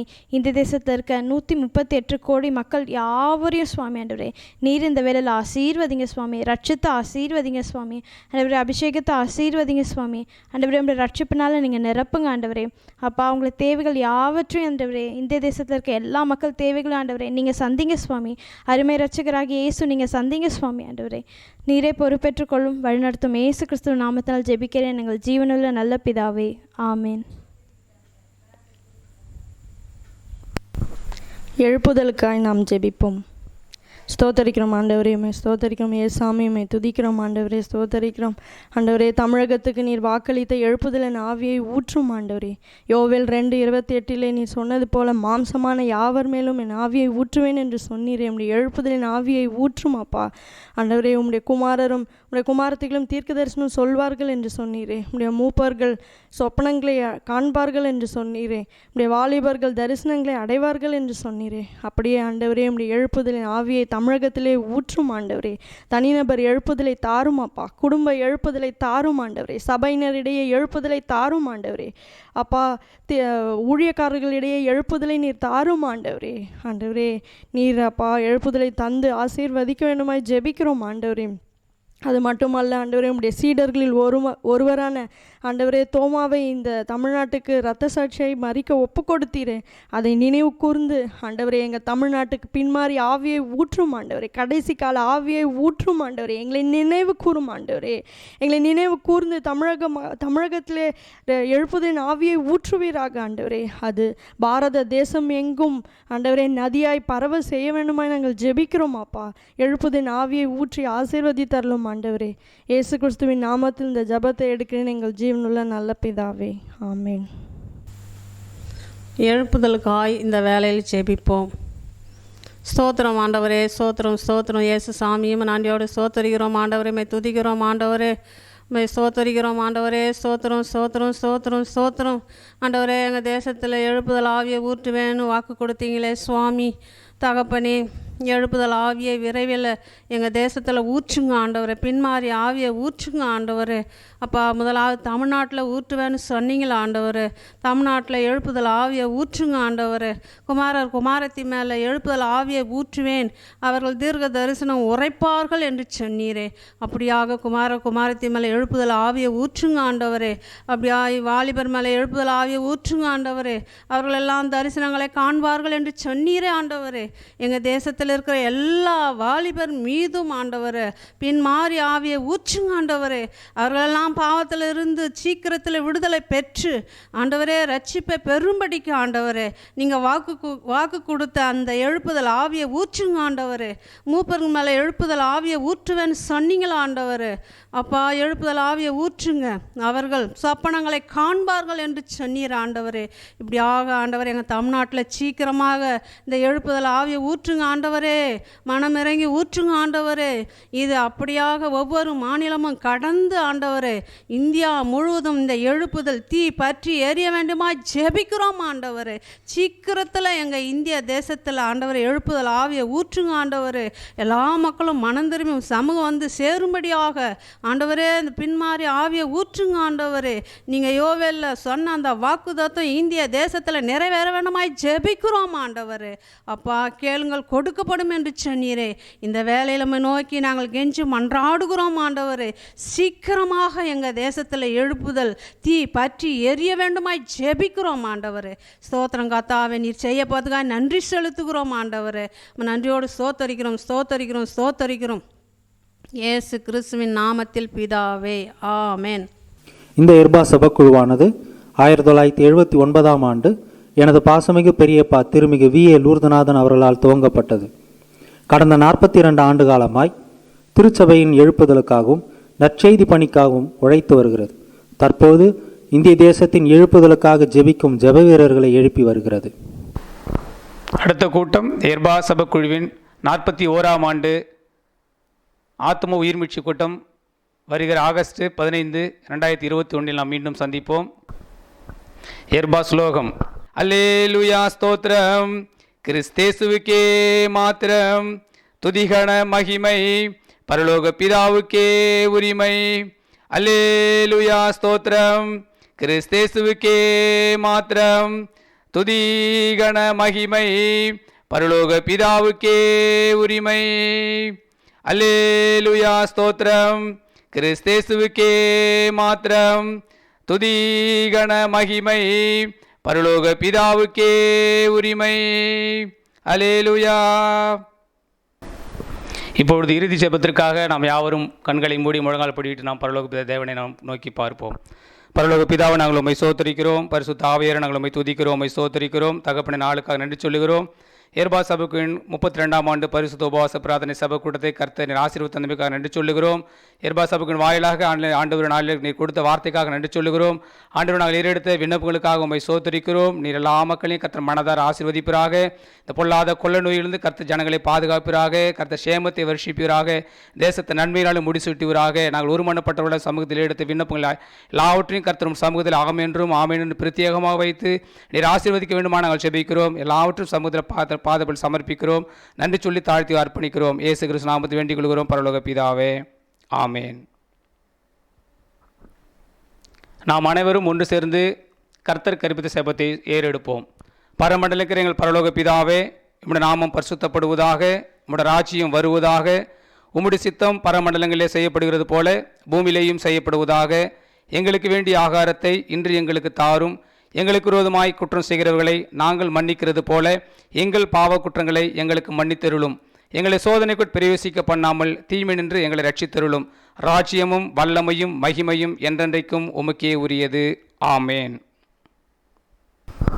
இறையாசீர் நமது ஆண்டவராகிய இயேசு கிறிஸ்துவினுடைய அன்பிலும் அவருடைய கிருபையிலும் அவர் தருகின்ற சமாதானத்திலும் இந்த நன்னாளிலே கற்று தெளிந்து கொண்ட அவருடைய நல் உபதேசத்திலும் எடுத்துக்கொண்ட தீர்மானத்திலும் நேர்ந்து கொண்ட பொருத்தனையிலும் பரிசுத்த ஆவியருடைய அபிஷேகத்திலும் அவருடைய ஐக்கியத்திலும் அவருடைய ஆலோசனையிலும் அவருடைய வழி நடத்துதலும் நாம் என்றென்றைக்கு நிலைத்து நிற்க பரலோகத்தின் தேவன் தாமே நம் ஒவ்வொருவரையும் பேர்பாராய் வழிநடத்தி ஆசீர்வதிப்பாராக. ஆமேன்.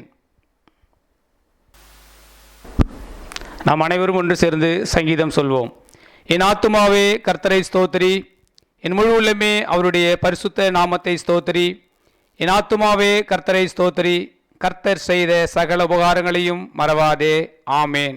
பிதா குமாரன் பரிசுத்த ஆவியார் பெயராலே ஆமேன். ஆமேன். நாம் யாவரும் ஒருவருக்கு சமாதானத்தையும் வாழ்த்திலையும் தெரிவித்துக் கொள்வோம்.